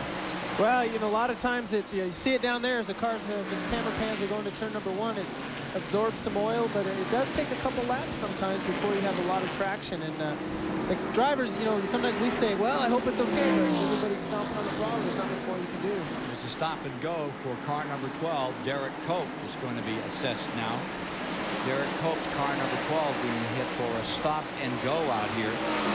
What Derek will do is he'll ride it out for 3 laps. You have 3 laps and you can disobey a black flag from NASCAR. After the 3rd lap, they'll pull your scorecard and then you're done dealing for the day. So what you do is you hope that you have a caution during those 3 laps, and then you can come in and do your penalty. And doesn't hurt you as bad as it would under green. Here you see Wallace taking a shot and getting down through for 2nd spot, moving Earnhardt back to 3rd. A surprise statistic on your leader, Jeff Gordon. Hard to imagine him an underdog, but believe it or not, until today, he has led 5 laps in the Winston Cup competition here at Richmond. Yeah, sure making up for it now. Yeah, I checked that one several times. I couldn't believe that. Here comes Cope in now to pay the price. Cope on pit road. Gordon, your leader. Derek just did a stop and go penalty, and actually just stopping right now, and And he's on his way, but under green flag racing, that's he killed the motor. So now they've got to push it started under green flag racing. That's gonna hurt him. It's gonna probably cost him a lap and a half. And he was running so good today. I mean, he was up there in the front all day long, had a shot at the lead or at the win. And there goes the leader by him. He has gone down a lap as a result. Jeff Gordon out in front, dominating here. Had to fight his way, spun at Darlington last week, about better than halfway in the race, came back from 13th position, tail end the lead lap, then had that last 10-lap shootout to defeat Wallace and Earnhardt. And for the moment, the Rick Hendrick car still looking very healthy. And talk about dodging some bullets, Ken. In addition, he also went through 2 spates of flat tires. When he spun, there were actually 3 tires down, and later in the race, he had another flat tire. And yet, between Gordon and his crew, they got it all back together again. Jeff Gordon got himself to the front after all that and still won the race. Well, I think Jeff summed it up in victory lane, and he said, you know, this team is a championship team, and I think this race showed it. I think it showed it too. You can tell he wins after spinning out and having flat tires, like you just said. I mean, that's the qualities of a championship team. They come back from things like that. Battle for 7th position right here. Schrader. Let's go down to Randy quickly. The story on Derek Koch, he passed a couple of lap cars as they were trying to line up for the restart. He passed them too late, therefore NASCAR penalized them. Oh, that's a harsh penalty. That is a harsh penalty. You know, NASCAR's realigning the lapped cars. The lap cars sometimes are waving you by. It sounds to me like, from what Randy said, is Derek passed some cars that he had a right to pass, but he passed them too late. There's a white line as you drive into turn number 3, and you can see it on the racetrack. You're supposed to make your passes by then to get in front of cars that you should be in front of. If you're not supposed to pass past that line. Sometimes they let it go, sometimes they don't. How close are you when you start your passing? And that's a harsh penalty. Just saw that stripe back there for a moment. So Gordon is out there, and as far as Derek Koch is concerned, that's put him back in 13th position, 1 lap down. For Jeff Gordon at this moment, the 2014, just having some year to remember. But has Jeff and this Rainbow Warrior team taken the time to savor any of what they've accomplished, the moment they've pulled off? You know, right now I don't want to think too much about it. You know, it's been a great year, and we know that, but at the end of the year, when it's all over, no matter what happens, championship or no championship, we're going to be able to sit back, relax, and just say, man, what a great year. And wonder if you can ever duplicate a year like this, because, you know, this has been a phenomenal year for us. And you know, right now I just feel like things are so hectic. I'm doing so many things away from the racetrack, but I'm so focused on the race car when I'm at the racetrack that I don't even think one bit about, you know, what's happened so far this year, and I don't want to think about it till it's all over. And what a year it has been for young Gordon. He has led 33% of the miles this year, some 3,000 miles, won the most poles at 8, won the most races at 6, won the most money, over $2 million, the most bonus points, but has he sold the most T-shirts? Or is Earnhardt still ahead of him in that? No, I think Earnhardt's got the T-shirt franchise. He's also going to lead at least a lap on all 5 short track races this year. In fact, good on this distance. Yeah, there's only been one race all year long that he hasn't led a lap, and that was Sears Point. Here's Schrader looking back at Marlin and Bobby Hamilton as they double up out here. That's 7th place looking back. Schrader in 25. Wouldn't you like to see him have a good run all the way to the finish, be right up in there? I think everybody in the garage area would put their hands together and applaud to just see Ken Schrader break out of this slump and get where he ought to be, which is victory lane. Ken Howes, too, the crew chief. They've worked so hard. They've stayed together, done a great job. Bobby Hamilton running in 8th position. He's having some kind of night, too. Here he comes on the attack after Schrader. I think it's neat watching the night races. You can actually see inside the cockpits of the cars as they come off the turn and watch the driver move the wheel. It's hard to see in the daytime. There you see Sterling Marlin. He's running in 9th. And just behind them, there's that car of John Andretti. Here's your 10th place car. Sandwiched in between them is Rick Mast in the number 1. He's running a lap down in 16th spot. 218 laps have been completed. John Andretti in that number 37 has yet to win his first Winston Cup race. Tim Brewer, his crew chief, says, well, if we can't win one, we'll steal one.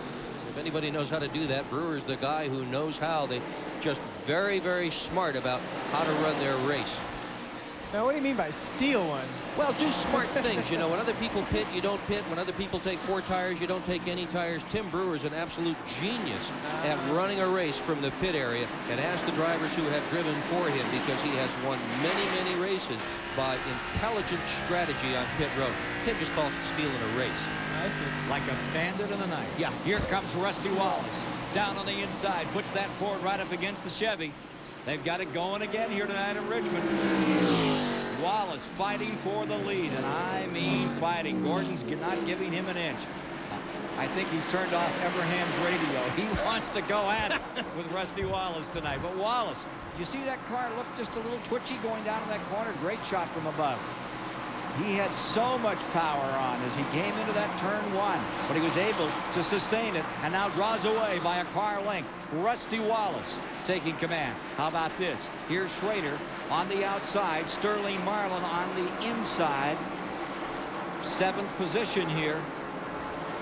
John Andretti there.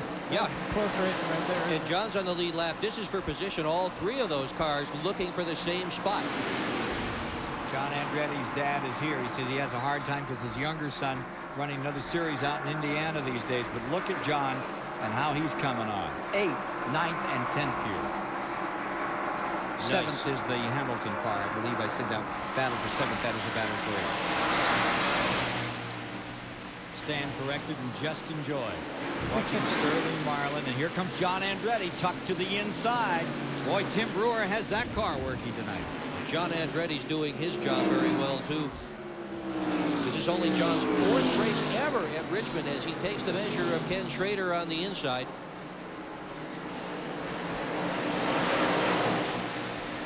John's best finish ever here has been 10th. That was back in March. Yep. That car really is running good because, you know, he started way back towards the back of the field. In fact, back in the 31st position. So he's come up a long ways. And many cars have been lapped tonight under green flag racing. You know, that means he's really run almost as good as the leaders the whole time because of the amount of green flag racing that's been going on. He's raced everything that has wheels on it.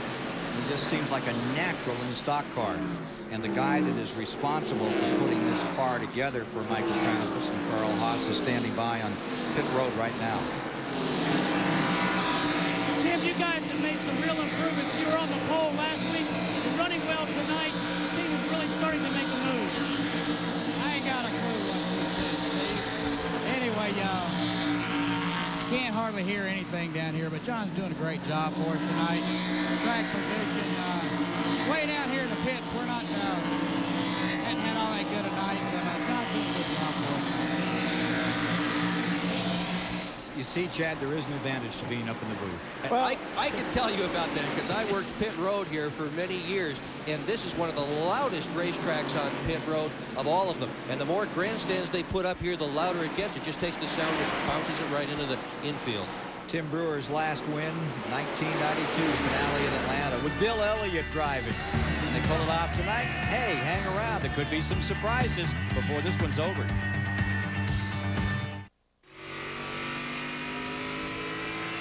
You're riding with Mark Martin right now in the Miller Genuine Draft 400 on the 3/4 mile Richmond International Raceway live on TBS.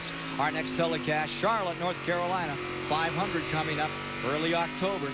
Great Sunday afternoon entertainment for you. Let's take a look at a recap thus far. Lead changes 13 among 7 drivers. Slow speed 98, well under the record. 4 cautions, 30 laps of yellow, and 2 cars have officially retired from the race. 2 cars withdrawn. We had that as I think 4 cars withdrawn a moment ago. That's Elton Sawyer and Greg Sachs for sure out of the race. There are your lap leaders. Earnhardt for a moment, and Jeff Gordon trying once again get a top 10 finish out there. It'd be his 11th consecutive top 10 finish and stay out in front of this one tonight. Oh, Dave Marcus, Olive Garden number 71. Winner back here in '82 had a pretty good night, qualified in 6th, gave it his best shot, got a lot of help, he said, from Andy Petrie, and really wanted to give it a run. They're still working on it. They may get it back out. Here's your leader, Wallace. He did give it a good run, too. He got a little help from Earnhardt as well. Earnhardt gave him some mental help, helped him with the line here at Richmond Speedway. And that can help a lot. Yeah, but once you're behind the wall, there's not much that can be done. This guy, he seems to have it all figured out. And this guy's got it figured out pretty well. He just went by Marlin. Yeah, he's a quick study, isn't he? 4th race here. Look how well he's running. He's up to 8th. That's really a good run for that team right now. That's a good, solid team. It's a brand new team, but you look at the personnel who are there, and there is a considerable amount of depth in that team. Winning the Darlington pole was a step in the right direction for John Andretti. Hey, what's the next step in the Kraniffas-Haas race team? If we can get a win this season, that's on a timetable that we like to do, and we think that, you know, we might be capable of doing.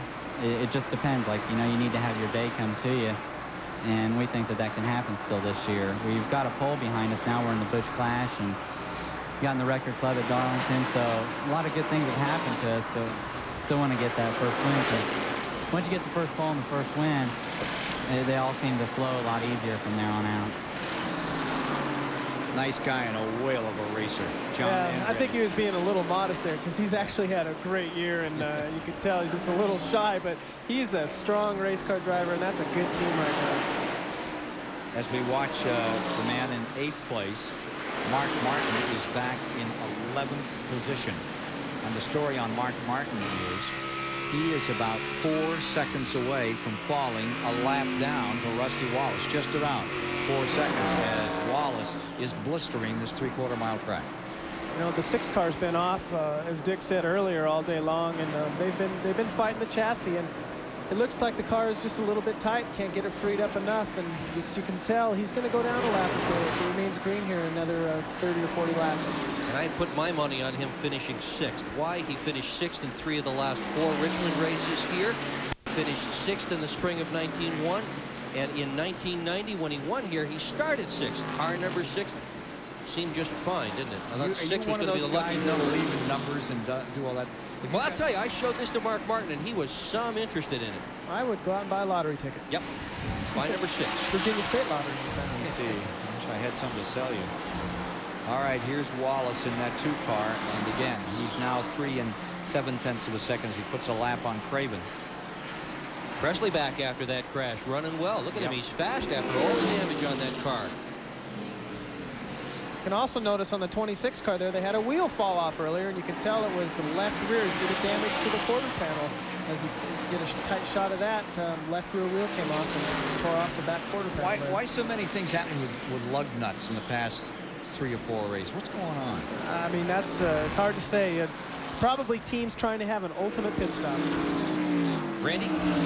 Dave Marcus is pulled behind the wall, as we said. Dave, what's the problem? Well, we got a very bad vibration, and I thought maybe a rear gear or transmission was going out. Dale says the rear gear seems to be okay, and it don't seem to be excessively hot. We're going to put another set of tires on and try that. We thought maybe it could be a loose wheel. They checked the torque. The wheels were tight. Tough break, man. You had a great start tonight. Well, you know, we had a good qualifying run, and you know, the folks at the Olive Garden restaurant were very happy, but when we got behind on our first pit stop, I raced hard after that trying to keep up with the leaders, and you know, just ripped the tires. I was not able to keep up, so we give it a good try. Hey, Dave Marcus, a 2-time winner before they changed the configuration of this Richmond International Raceway. Yeah, and set on the pole here back in the early 70s, Dave Marcus. We'll take a look at number 5. That's Terry Labonte.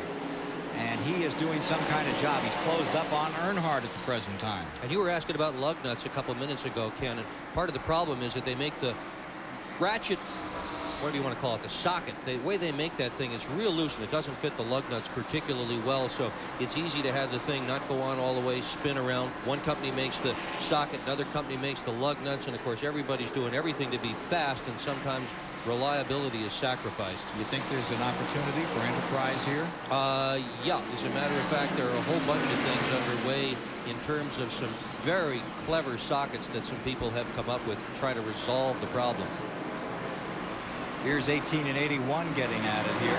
That's Kenny Wallace. And right with him is Bobby Labonte, a couple of Busch graduates having a pretty good run out of it tonight. As we look further back, Kenny Wallace being shown in the 22nd position. Bobby Labonte right with him, 21 and 22. You know, Kenny Wallace and Bobby both ran great here in the Busch Grand National Circuit. They're just off a little bit tonight, went a lap down earlier in the race when we had so many green flag laps, and right now they're just kind of hanging with it. So many of these cars would be on the lead lap and running up front, except for so many laps under green, and how strong Rusty and Gordon and Earnhardt have been running this whole time. Let's not forget that Darrell Waltrip's in this group, and he's 23rd. That's 21, 22, and 23 right there, with 250 of 400 laps complete, and DW is going to make a move on the inside. Nice to see. He's only one lap down. Don't count Darrell Waltrip out. Remember how he's such a good finisher. End of the race, you may not see Darrell Waltrip all night long, but those last 100 laps or so often Darrell Waltrip comes in and he gets it. Darrell Waltrip is hurt once again. His leg is paining him. Told these people he's going to bring his truck up here. He came up here and ran on Thursday night. Boy, I give him an A for that. It's no wonder he's got so many fans. 28 and the 10 car having a good battle of their own right now, too. That's 5th spot. That's been going on for a while, and for the moment, 28 takes that 5th spot. A lot of sentimental attachment to the number 28 car out there right now. That car was first debuted in the 1992 Coca-Cola 600 by the late Davey Allison, who went on to win here at Richmond in that same car, and Ernie Irvin won here in that same car. And one of the people so responsible and a great TV commentator these days for this car and for racing in general is standing by on pit road. Larry, you were in the broadcast booth last night and watched your driver win the Busch Grand National race. He just took 5th position. What's your perspective now? I tell you, I can't hardly hear you down here just in the pit road, but, you know, we unloaded the car yesterday and we was not right, and we have worked on that thing. We were standing at the gate 30 minutes ahead of time this morning, get in here and just change everything on the car. Used some stuff from Dale's Busch car last night, and finally paying off, it looks like. You know, it takes about 20 laps for our cars to come in. That's when Rudd went by us. But like once we get to running, we finally keep coming back to it. 1993 Daytona 500 champion Dale Jarrett going around Bobby Hillin, the 75, 8 seconds back from the leader. Dale Jarrett in the 5th position. With the 95 Winston Cup season winding down, teams and drivers finalizing plans for next year, Dick Berggren talked earlier, had a chance to ask Dale Jarrett what's in store for 96. I'm going to drive on the Winston Cup circuit. What else? Whose car are you going to drive on the Winston Cup circuit? I'm going to drive a car for Robert Yates Racing. Be a second car here, and just looked at everything. Obviously, it got too late for me to do my own deal because sponsorship-wise, and this looked like the best situation for me for 1996. Well, there you have it, right from the man. Started, what, 31st tonight, and still on the move. Great move. He and John Andretti, they've been on the charge all night, and the 28 car in 5th spot, a factor right in front of him, Terry Labonte in 4th. And up in front, it's Wallace, Gordon, and Earnhardt. We're 257 laps in to the Miller Genuine Draft 400. Innovations in Racing, brought to you by Peerless Faucet. Get more out of your faucet than just water. Racing's high speeds can easily turn loose debris into life-threatening missiles. What innovation in racing protects drivers from this dangerous everyday reality? The answer in a moment.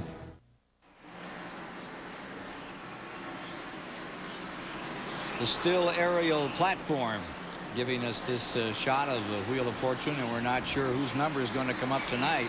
But right now, if you're down on number 2, you're riding pretty fancy. Rusty Wallace has the advantage over Jeff Gordon, and Dale Earnhardt with Terry Labonte in 4th and Dale Jarrett in 5th. There you see Wallace putting a lap on Bobby Labonte. Continues to fall back. Hamilton is just past Ricky Rudd. Pulled himself up into the 6th position. There you see 2nd and 3rd. There's Gordon, followed by Earnhardt, and there's Terry Labonte closing in. Still closing exactly as he did in the last race here. exactly as he does so many times. That's how he got the nickname Iceman, is he's really calm, he's relaxed, nerves of steel, just takes his time, and look at the end of the race. Melting away the competition. That's right.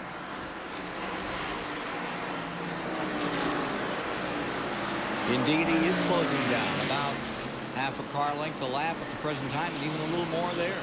You know, everybody puts so much emphasis on qualifying. I guess these guys, Marlin's off the pace. Oh boy, oh boy. Sterling Marlin drops to the inside going into turn number 1. Car number 4 is in trouble. That's your 9th place car. In trouble, eases down to the inside. No caution on the track. You know, Dick Bergman talked about he hadn't had any DNFs. Dick, please don't mention that how people are doing anymore, because it could be a bad sign. Sort of like the cover on Sports Illustrated, huh?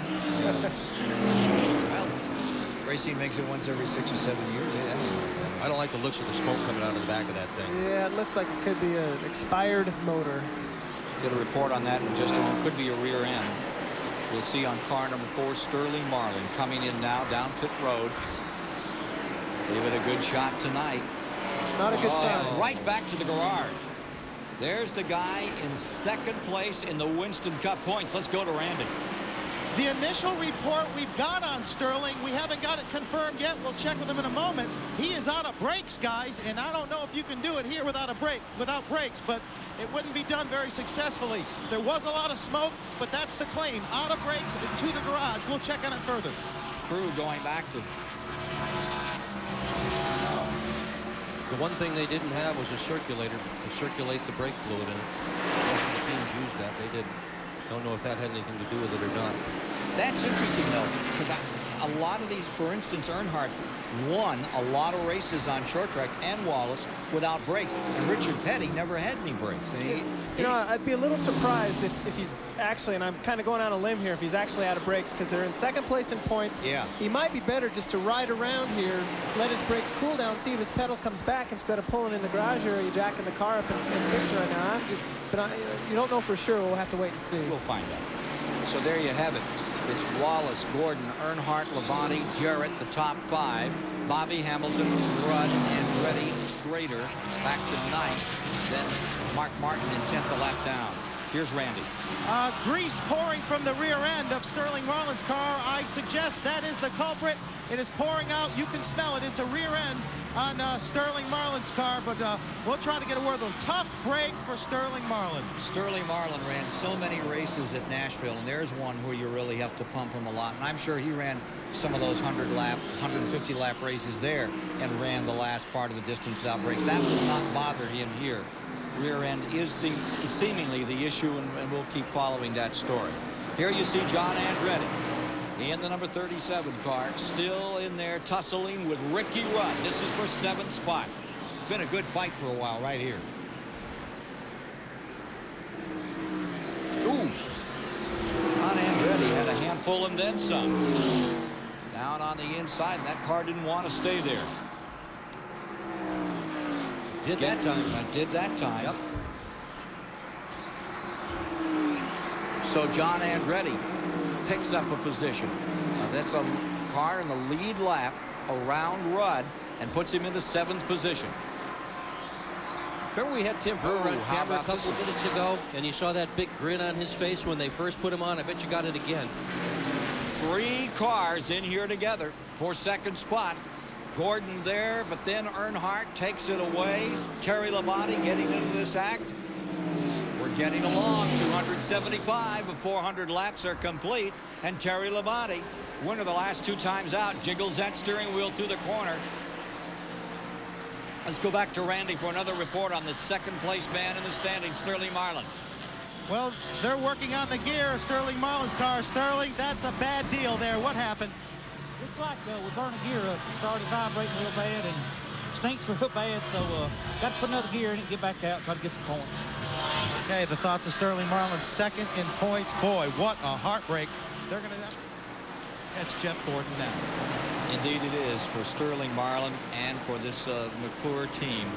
They have certainly put a show on for us all season long. Season's far from over, though. Charlotte's going to be fun here on TBS. More from Richmond coming up.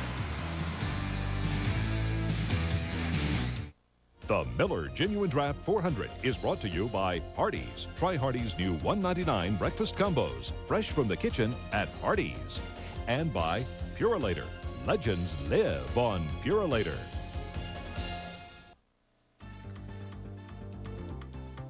Promotional fees and consideration have been paid by Amoco. You expect more from a leader. And by Budweiser. Beechwood Aged Budweiser, the king of beers. This Bud's for you. And by Pyroil. Quality automotive formulas from the makers of Valvoline.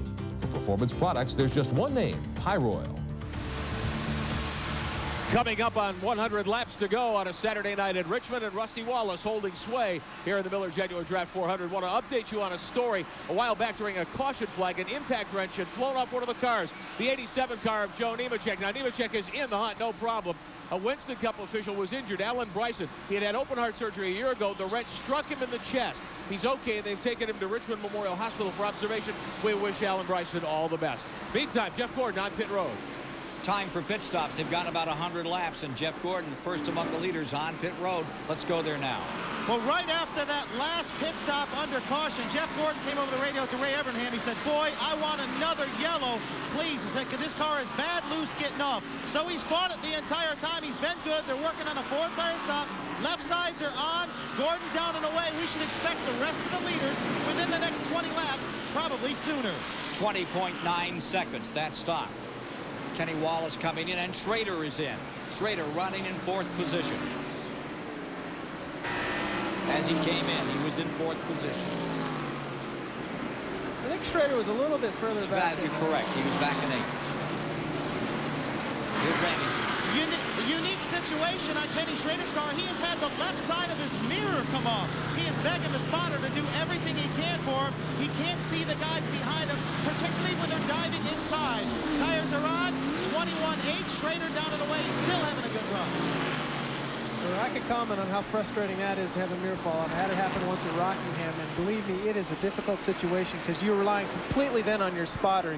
You don't know exactly where anybody is, and when your tires are getting worn out and people are passing you, that's a tough situation. Well, it's only a tough situation when everybody's got mirrors. Sprint cars don't have mirrors at all. So, you know, they're sort of used to it, but by the same token, some of those guys drive by Braille. You know, somebody hits you, you know he's there. That's just like an editor of Open Wheel magazine. Isn't it though? Yeah. Ricky Rudd is on pit road. 7th place car pulling in. Now on the tail end of the lead lap, as going down the lap is Gordon with his pit stop. Brett's crew chief, Billy Engel, is going to be making a move next year. He says he wants to be a race car driver, so he's going to stop being the crew chief on that team. In fact, I talked to Billy Engel this morning in the pit area about that, and said he wants to go to work for a team where he can they can use his knowledge, and then in exchange they'll help him run some limited bush and truck races. And tell you what, I know a team that just might be interested in that. Yeah, whose team? I can't say right now. Okay. If you're going to do this, you can't keep secrets. They say they're going to keep Wallace out another 6 laps before they bring him on pit road. We now have 6 cars in the lead lap. They are Wallace, Earnhardt, Terry Labonte, Hamilton, Dale Jarrett, and John Andretti. Ooh, stacking them 3 deep into turn number 1. This gets kind of fun. Yeah, that's scary stuff. Sorted out. Schrader in the 25 was one of those cars that was involved in the 3 deep. Looks like Schrader must really enjoy those new tires. New tires at a place like this, when you've been running over 100 laps on the same set of rubber, it's like night and day. You just can't believe it. It's like getting a new race car. Does it feel more stable, or is it just faster, Chad? Oh, it's more stable. You know, you can go in harder, you get on the gas earlier, less braking. I mean, it's completely a different deal as far as racing goes. And that's where you also have to use a little caution, though, because you're coming up on lap cars so much quicker. 294 laps complete, and Bill Elliott on pit road, number 94 in 14th place. Steve? And Bill Elliott is in. So far, the right side is going very smoothly. We put the gas in. The gas can goes flying back across the wall. Jackman comes. The left side goes up. The tires are rolled over to him. This is a very important stop for Bill Elliott. A little bit slow on the right rear. He's having trouble getting it done, but he's finally down. 22.8 seconds. They also killed the motor. It's away. Bill must have been a little tight too there because we saw him adjust a little bit of wedge there in the right rear. Mayfield in, and here's Dale Jarrett running 5th at the time. He pulls on the pit road.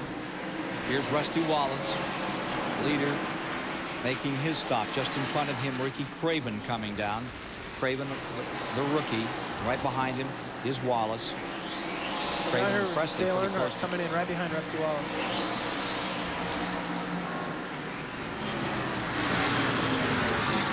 Let's go to Randy. Rusty Wallace had to go to lap 296 or he wouldn't make it the rest of the way on fuel. So Jeff Gordon has picked up a little time with 2 tires out there in his last pit stop. 4 tires up for the 2 car. He's down and away. Earnhardt is in. Left side tires going on with a 4-tire stop for the 7-time champion. Great stop for Earnhardt down and away. Harry Labonte follows him out. 17.6, good stop on the Wallace car. The 22, Ward Burton, is on pit road. He'd been running an 8th a lap down. Here's Bobby Hamilton, another of those cars in the lead lap. Had taken the lead briefly here in this green flag stop, the second green flag stop of the race. Jimmy Spencer pulling in. That was really close on pit road. John Andretti getting 4 tire change here.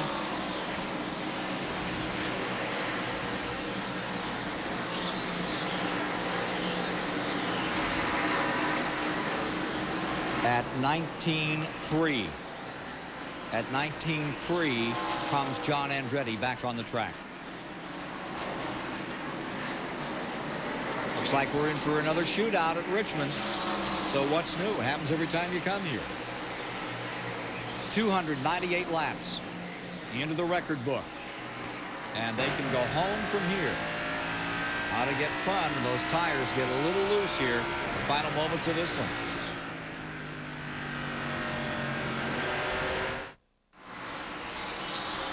Steel aerial platform giving you a view of the Richmond International Raceway with the 82,000 folks who are all around this 3/4 mile track. Won't get quite the angle you're getting, but they sure get to see it all in this beautiful racing facility. Sterling Marlin has returned to the track after repairing the rear end. It was 14 minutes and 16 seconds that the car was behind the wall. It's back on the track and many laps down, but he's still out here trying to score some points. 36 laps down to be exact. Well, that's the important thing is, you know, it wasn't brakes or he'd have stayed out there like we talked about. He had no more go left. His rear end was gone. 306 laps now complete. Michael Waltrip is on pit road. And again, the U.S. Air car comes in, number 77. That's Bobby Hillen, who is being shown in the 33rd position. Here you see Dale Jarrett closing in behind Ricky Rudd. And let's review the front of the field for you. It's Rusty Wallace leading, Jeff Gordon in 2nd, Earnhardt in 3rd, followed by Labonte, Rudd, Dale Jarrett, Bobby Hamilton 7th, John Andretti in 8th, and Ken Schrader in 9th. And those 9 cars are in the lead lap. 1 lap down is Musgrave, and then 11th is Ward Burton. Now take a look at this. This is the rookie battle. It's 4 laps down, and they're in the same lap. Ricky Craven, number 41, then Presley in the 33. They're back there in 28th and 29th position. This is a battle for a spot on the track, and as I mentioned earlier, the rookie battle, each of them has had 10 finishes that were up on top for the rookies. And they scored them that way. And the other, the other 3 were to Randy LaJoie. There were 10 leading rookie finishes for Craven, 10 for Presley coming into tonight. And here they are. Presley got bounced around earlier. He's right back and attacking on Ricky Craven in the Hedrick car. I'm surprised at how well Robert Presley is able to run. That car was pretty seriously damaged, Ken, but the crew is very experienced. They may have a rookie driver in this series, but the crew is very, very experienced and obviously did a good job of getting that race car back together again. Up to 27th and 28th in that battle, and here you see Bobby Hamilton just a digging coming off turn 4 and down the chute in the D shape here. What do you think? Richard Petty enjoying this tonight? You know he is. I bet he is. Wonderful feeling to see his car run up front. And so many times, you know, it's happened this year. They've had a good season, and it just is another run for them running up front. And who knows, we might see Bobby Hamilton in winner's circle tonight. Hamilton up into the 6th position. They just switched here as they went down that last lap. Speed up to 102-mile-an-hour average for this race. The record again 104.6. Rusty Wallace, 1992. 312 of 400 complete.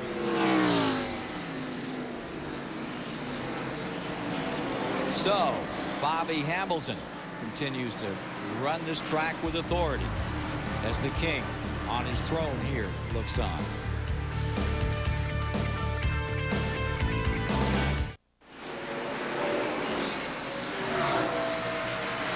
A lot of happy folks in Richmond, Virginia tonight, and for good reason. We've got a battle royal between Wallace, Gordon, and Earnhardt, and there's the man leading it right now. 3-time winner of the event, Rusty Wallace, is out in front. He has a 3-second interval over second place, Jeff Gordon, at the moment, but there's a long way to go in this one. Yeah, there really is an awful long ways to go. We're still some 82 laps before the end of this thing. Jeff Gordon has run strong all night long. He has never won here. Earnhardt, the black number 3, right behind Gordon. He's got 5 of them here. He knows how to get around here. He knows how to win races here. Earnhardt back there in 3rd. Then right behind him you see Rick Mast in the number 1 car. He's a lap down in 13th position. Good run tonight for Rick Mast. Mast always seems to run well here, but here's the guy who for the last few races has run so extremely well. Steve Burns. With Gary DeHart, Terry Labonte's crew chief, your car seems to be better on longer runs. Can you get up to the front? Yeah, it is a little bit better on longer runs, but Rusty's pretty strong too.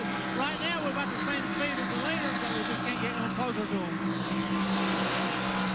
Gary DeHart, who first got together with Terry Labonte back in '84 when he was on that championship team, when Terry Labonte became the youngest Winston Cup champion at 27. Will that change this year? This race could really be a big factor in that. Here you see Gordon continuing to stay out in front of Earnhardt in that battle royal for the point standings.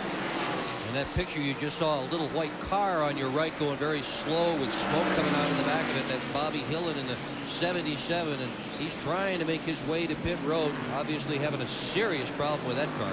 Actually, he just pulled it right in the garage area. He took the little short turn there before pit road. I think he's done for the night. Might have expired motor. Boy, Bobby Hamilton looks impressive. He does. 6th spot and still with it. Now here's Earnhardt making his move on Gordon. Yeah, look at this. Look at this. And here comes number 5. Defending champion Terry Labonte getting into it now. For 2nd, 3rd, and 4th. And maybe Ray Emerham might want to come over to the radio now and say, just a second, Jeff. Remember now, we're fighting for a championship.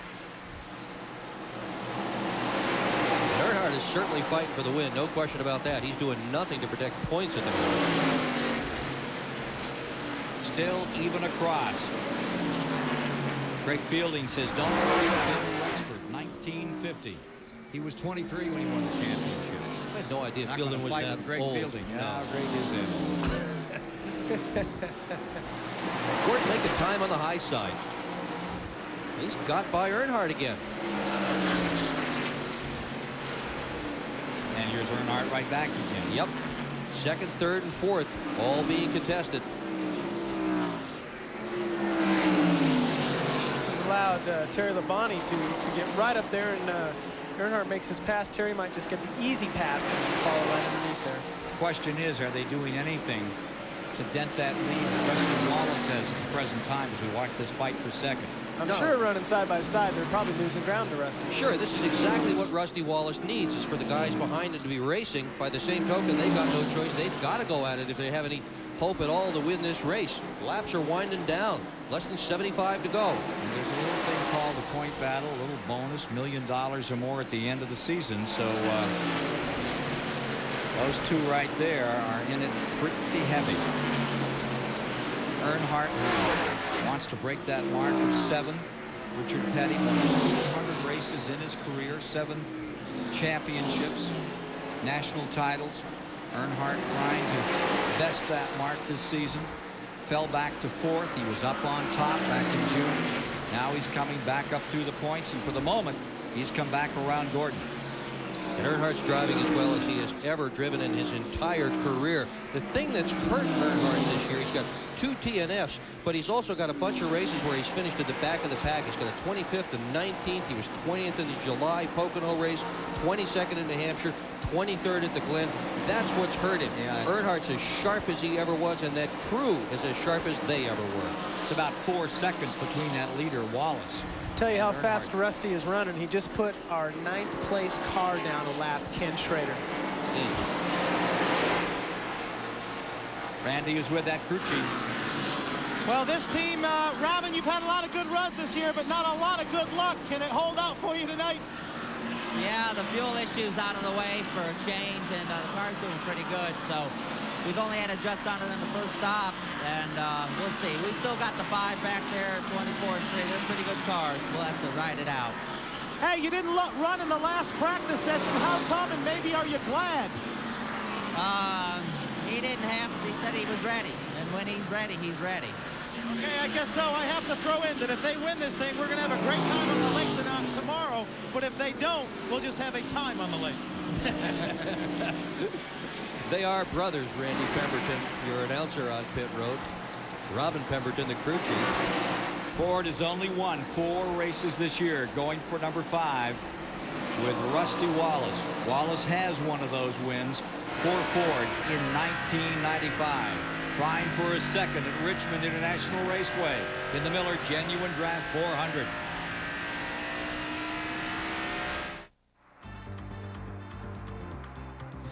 Promotional fees and consideration have been paid by Steel Power Equipment, makers of a full line of leaf blowers, trimmers, and chainsaws.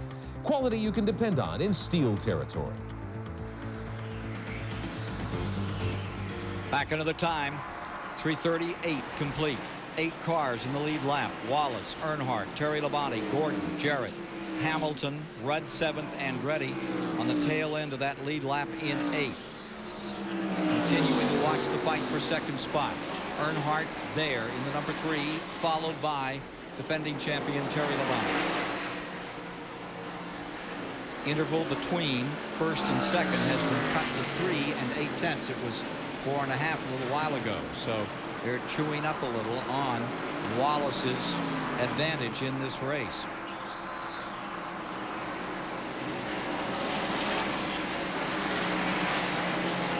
Terry Labonte seems very comfortable running. He is. Now he's moving to the inside just as smooth as Terry Labonte has always been.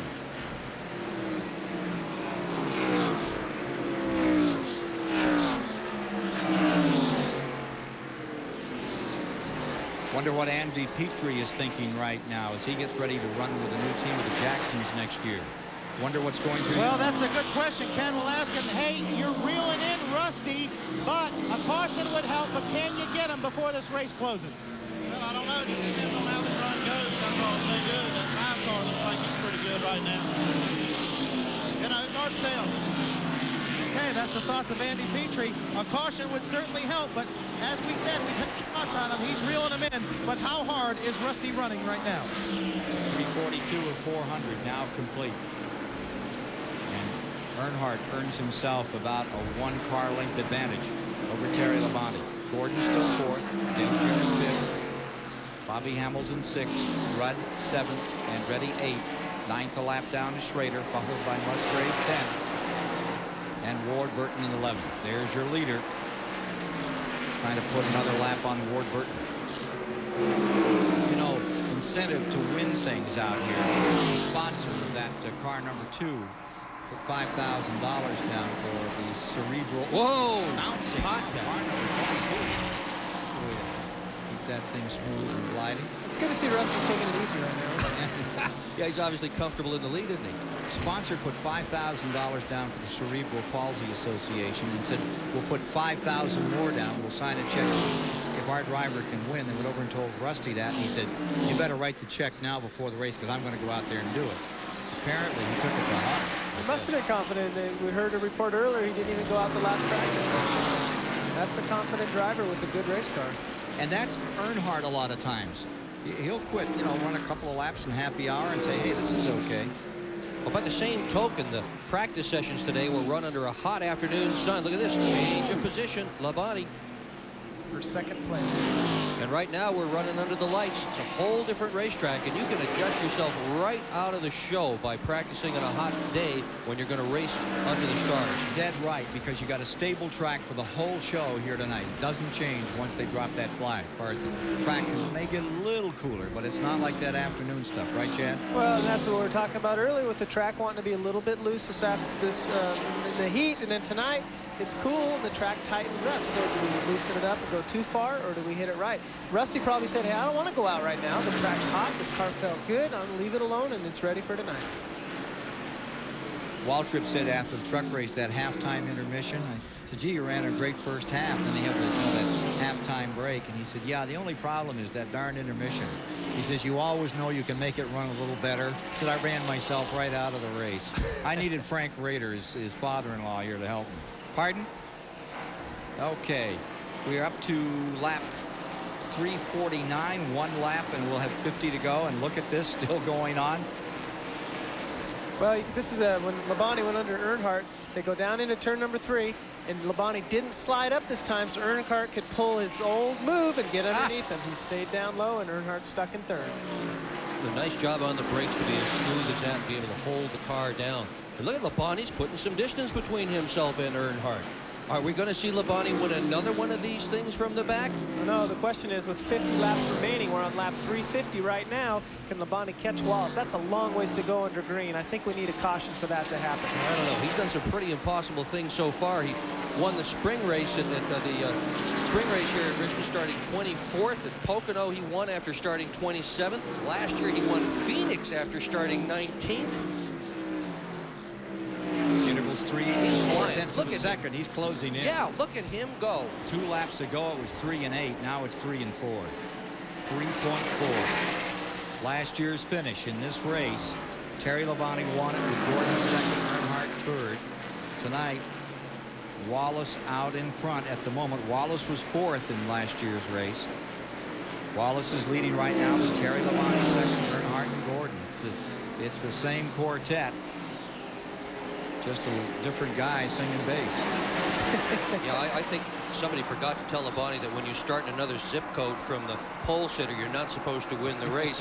He just passes cars and passes cars, and you get toward the end of the race, and here he is again. So Terry Labonte is closing down on Rusty Wallace as we close down on the completion of the 38th annual Miller Genuine Draft 400.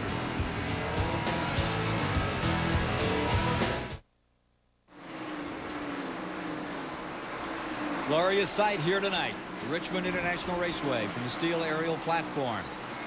The end of the last 40 laps and another lap or 2 here. Getting down to the end of this one tonight. We'll be up to 360 next time by and 40 to go. There's your leader, Rusty Wallace, tucked right in behind his brother, Kenny Wallace. 4 cautions, pretty clean. 30 laps that way tonight under yellow. 15 changes among 7 drivers in tonight's race.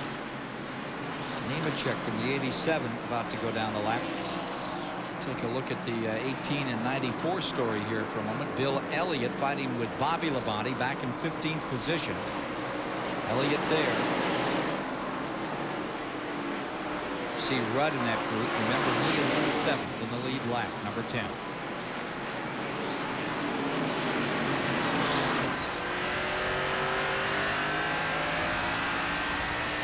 Good shot of Bill's in-car camera there, looking back at the Ricky Rudd car and the Bobby Labonte car.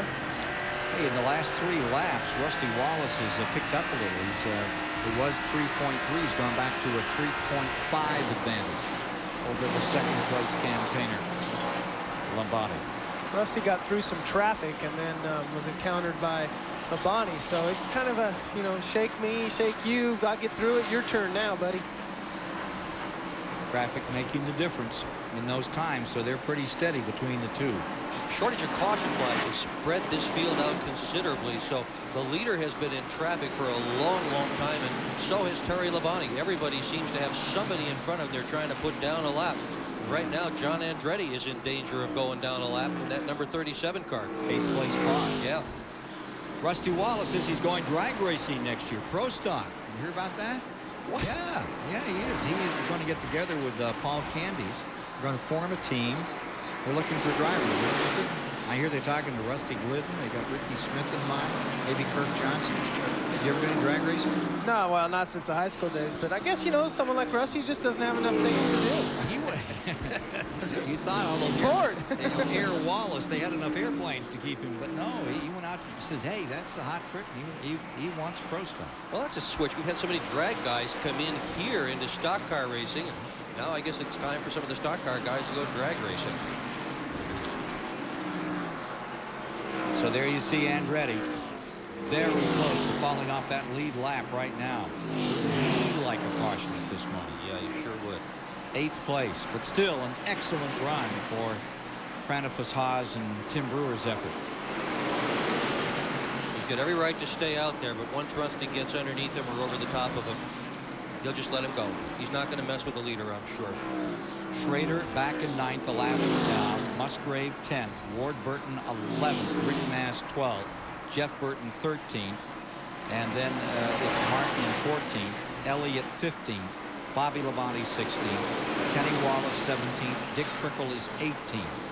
19th would be Brett Bodine and Darrell Waltrip. Whoa! The top 20. Rusty got that thing bobbling coming off the corner, trying to get a good shot on John Andretti. Close call coming up to take another look at Ward Burton and the number 5 car, Terry Labonte, trying to move underneath. You can see him driving off at turn 4 there, and it looks like Ward got a little sideways, got in the throttle a little too hard, and could have collected Terry in that one. That would not have been very good. Like Saturday night at the dirt track races, hanging the tail end out like that. Here we go back to those open wheel dirt races. Yeah. So Wallace gets around John Andretti, puts him a lap back. Goes to work on Bobby Labonte. Bobby's told by his spotter that he's there, and he moves over nicely for him. And Rusty Wallace drawing away now. Beginning to work in Wallace's favor. Back to over 4 seconds between first and second place. Rusty Wallace and defending champion Terry Labonte. The 3-time winner of this race. Wallace trying to make it 4. At 3:57, the interval was 3.22 seconds. Now it's 4.20 seconds. So it took a full 10 laps for Rusty to gain a second on Labonte. Here's Labonte. You can see how close he is.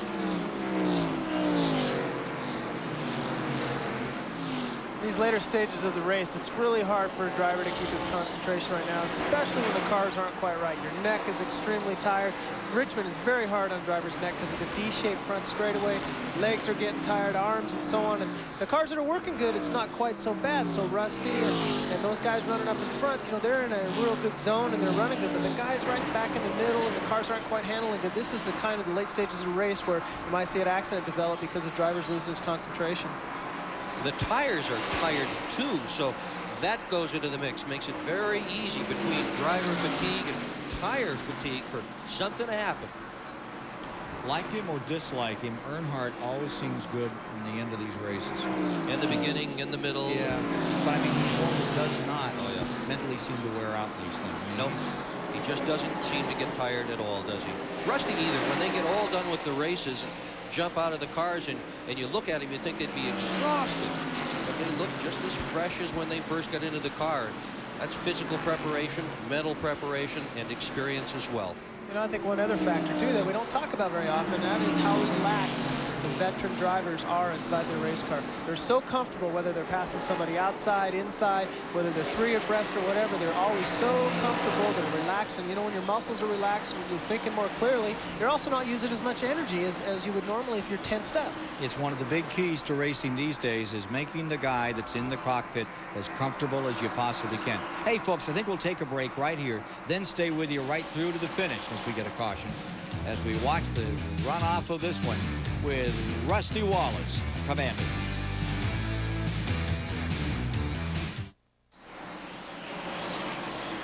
.22 laps remaining, and Rusty Wallace has just put a lap on Ricky Rudd, the 7th place car, as he begins to hone him real tight.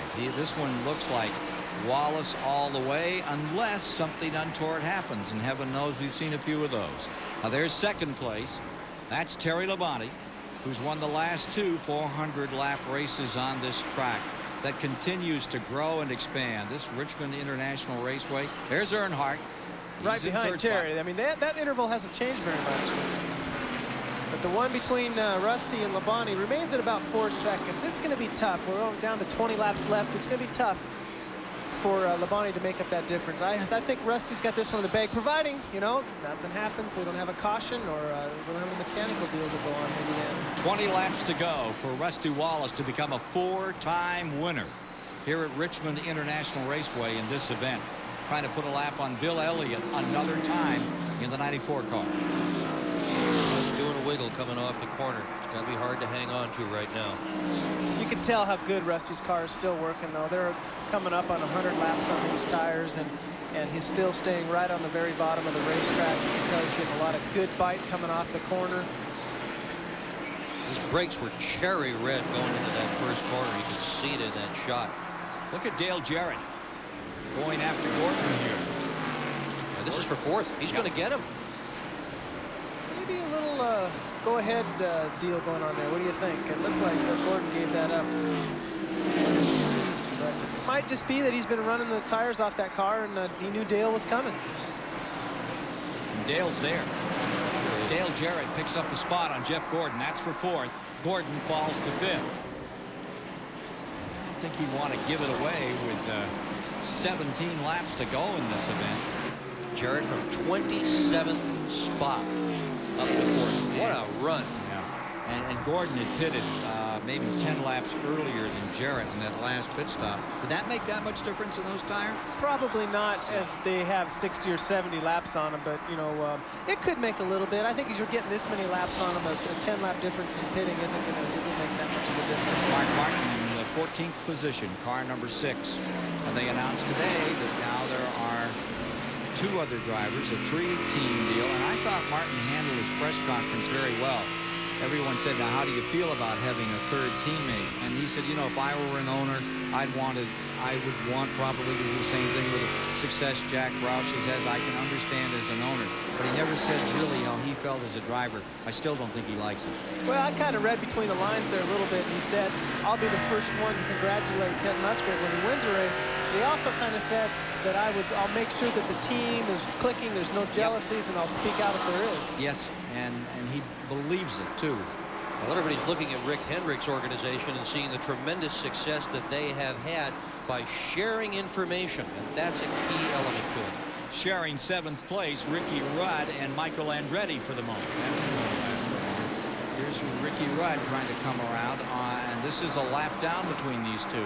7th place is available. John Andretti hooks it to the bottom and holds it there. Nice easy line by Ricky Rudd up on the outside, who's tasted victory here in the spring race. John Andretti stays right on him. 7th place. And here comes Bobby Hamilton under Gordon. So Gordon is no question about it. He's got some problems with those tires as he continues to back up. That puts Bobby Hamilton up into 5th spot. So he's not just giving this stuff away. No question. It just goes to prove you don't have to like a racetrack to run well on. This is not one of the favorite tracks in the Hamilton scrapbook, but he sure runs it beautifully. So I think it makes me work harder. Down to 10 laps to go. There's Darrell Waltrip in the 17. Still out there, still giving it a go. Gordon's responsibility here will be to keep that car in one piece for these last 10 laps so nothing goes wrong. Protect that points lead no matter what. 21st position for Waltrip. Keeps it on the bottom, and here again, here comes Ricky Rudd closing in for another time on John Andretti in their struggle for 7th. Meanwhile, up in front, Rusty Wallace. Only once since his '89 championship has Rusty Wallace been out of the top 10 here at Richmond. 13 races. That's a pretty phenomenal statistic when you think about it. One time in that many years that he's been out of the top 10 at this race. top 5 11 times. There he is. Earnhardt's There's caught the 3 right car. back up with Yep. Labonte. Might have a race here for second as we come down to the last few laps. 4 1/10 seconds to the leaders. So Rusty Wallace has him covered. For second spot, Terry Labonte and Earnhardt. You saw in that aerial shot how Labonte took his car right out to the wall. Earnhardt followed him right out there. That's kind of dangerous territory with tires as tired as these are. Tired tires. Yep, pooped. Look at that. I mean, really, there's just nothing there between the wall and Labonte's car except a little tiny bit of air, but he just gets it right out there, and that is a reflection of a lot of skill and a lot of courage, too. Great shot. Just him and his shadow out there, and that shadow shrinks when he gets to the wall. Well, that shadow hits the wall Shrinks every back lap. under the car is Yeah. what it does. Terry Labonte in second spot, and Earnhardt in third, and Rusty Wallace has driven his shoes off out here tonight to get himself up through the field, make himself a candidate to win it. Came from 7th, was much further back, fought his way up with 5 to go. You've really got to have a roll of the dice that's snake eyes or boxcars to lose from here, huh? Well, something's got to happen for Rusty to lose the lead, but by golly, second spot is long from decided, and here is the race for second right here with Terry Labonte, who had won 2 in a row in Winston Cup here at Richmond, currently holding it. Earnhardt looking for that position. Just 4 to go. And Earnhardt nipping away in that old point battle. Yeah, he may have come in 294 down, but he's been that far down before when you got to Dover. This season is far from over. Hey, don't forget to be with us here in October. Be at Charlotte, North Carolina on the 8th. It'll be a great show. 500 miles. Yeah. And you'll see it on TBS. Now we are with those final Goes Earnhardt moments. making a move. He got a great bite coming off of turn number 2. And you could see just a little bit of a struggle. Swirling was number 5 for just a moment, and that's all Earnhardt needs. He comes up even. They'll probably run side by side like this down to the wire. Earnhardt with 2 wheels under the yellow line. Terry Labonte right back up. Ah, look at that. A little more RPM as you go in. A little better bite on the inside coming out. Nice. What it's all about. Yep. This is Saturday night stock car racing right here. Under White the lights. flag is down. On those leaders. White flag is out. Wallace is going to come home. Battle is right here. Labonte and Earnhardt decided for second position.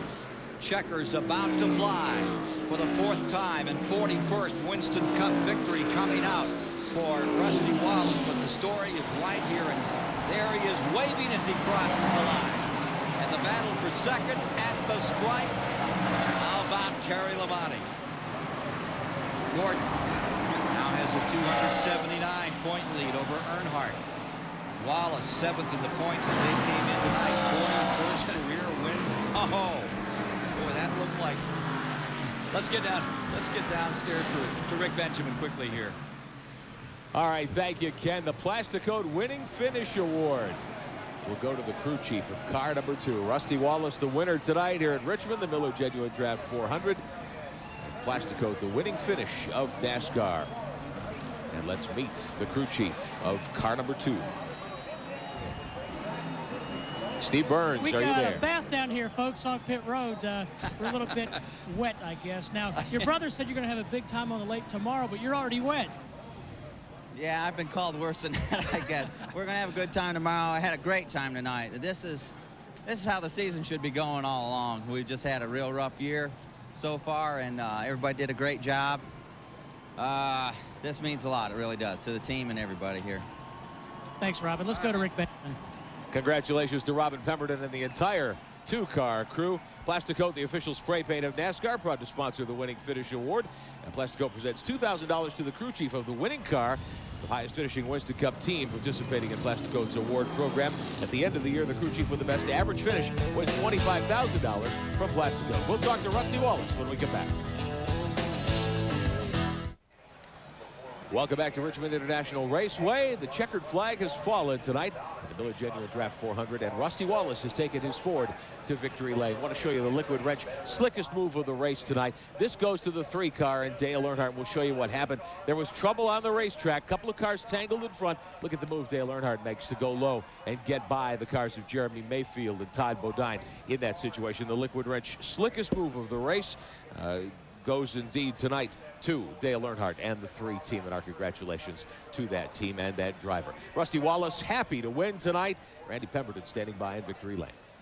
Well, Rusty Wallace celebrating already. Rusty, hard to believe, 16 races since you've been to victory lane. It was Martinsville, but I had to say you had him covered tonight. Great job in the car. Well, thank you very much. I mean, yeah, it's been a long dry spell, but I'll tell you, this Miller Genuine Draft Ford has really been strong the whole time. I mean, we've been leading a lot of races, you know, almost won the Brickyard, almost won this, almost won that, but today we got everything together.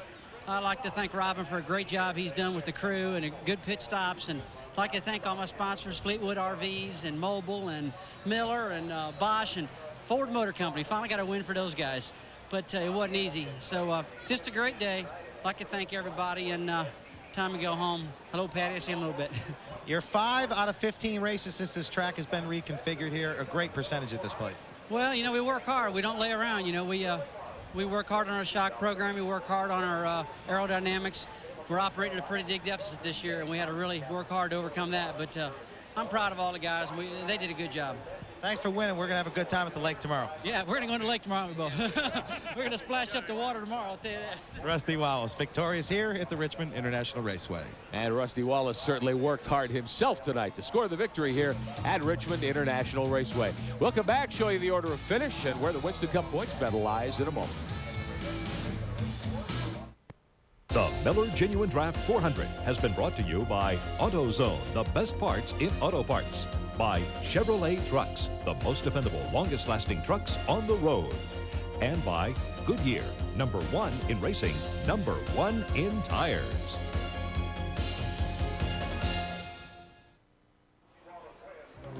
Averaging 104.429, just barely missed the record. Rusty Wallace, the winner as we look at the final standings tonight. A thought from Dick Bird.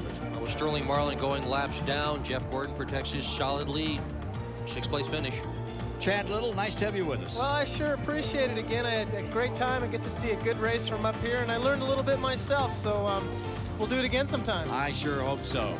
Rusty Wallace drove a car named Ronnie in honor and memory of Ronnie Hopkins. And Ronnie, your car sure looked good tonight. For TBS Sports at the Richmond International Raceway, I'm Ken Squire.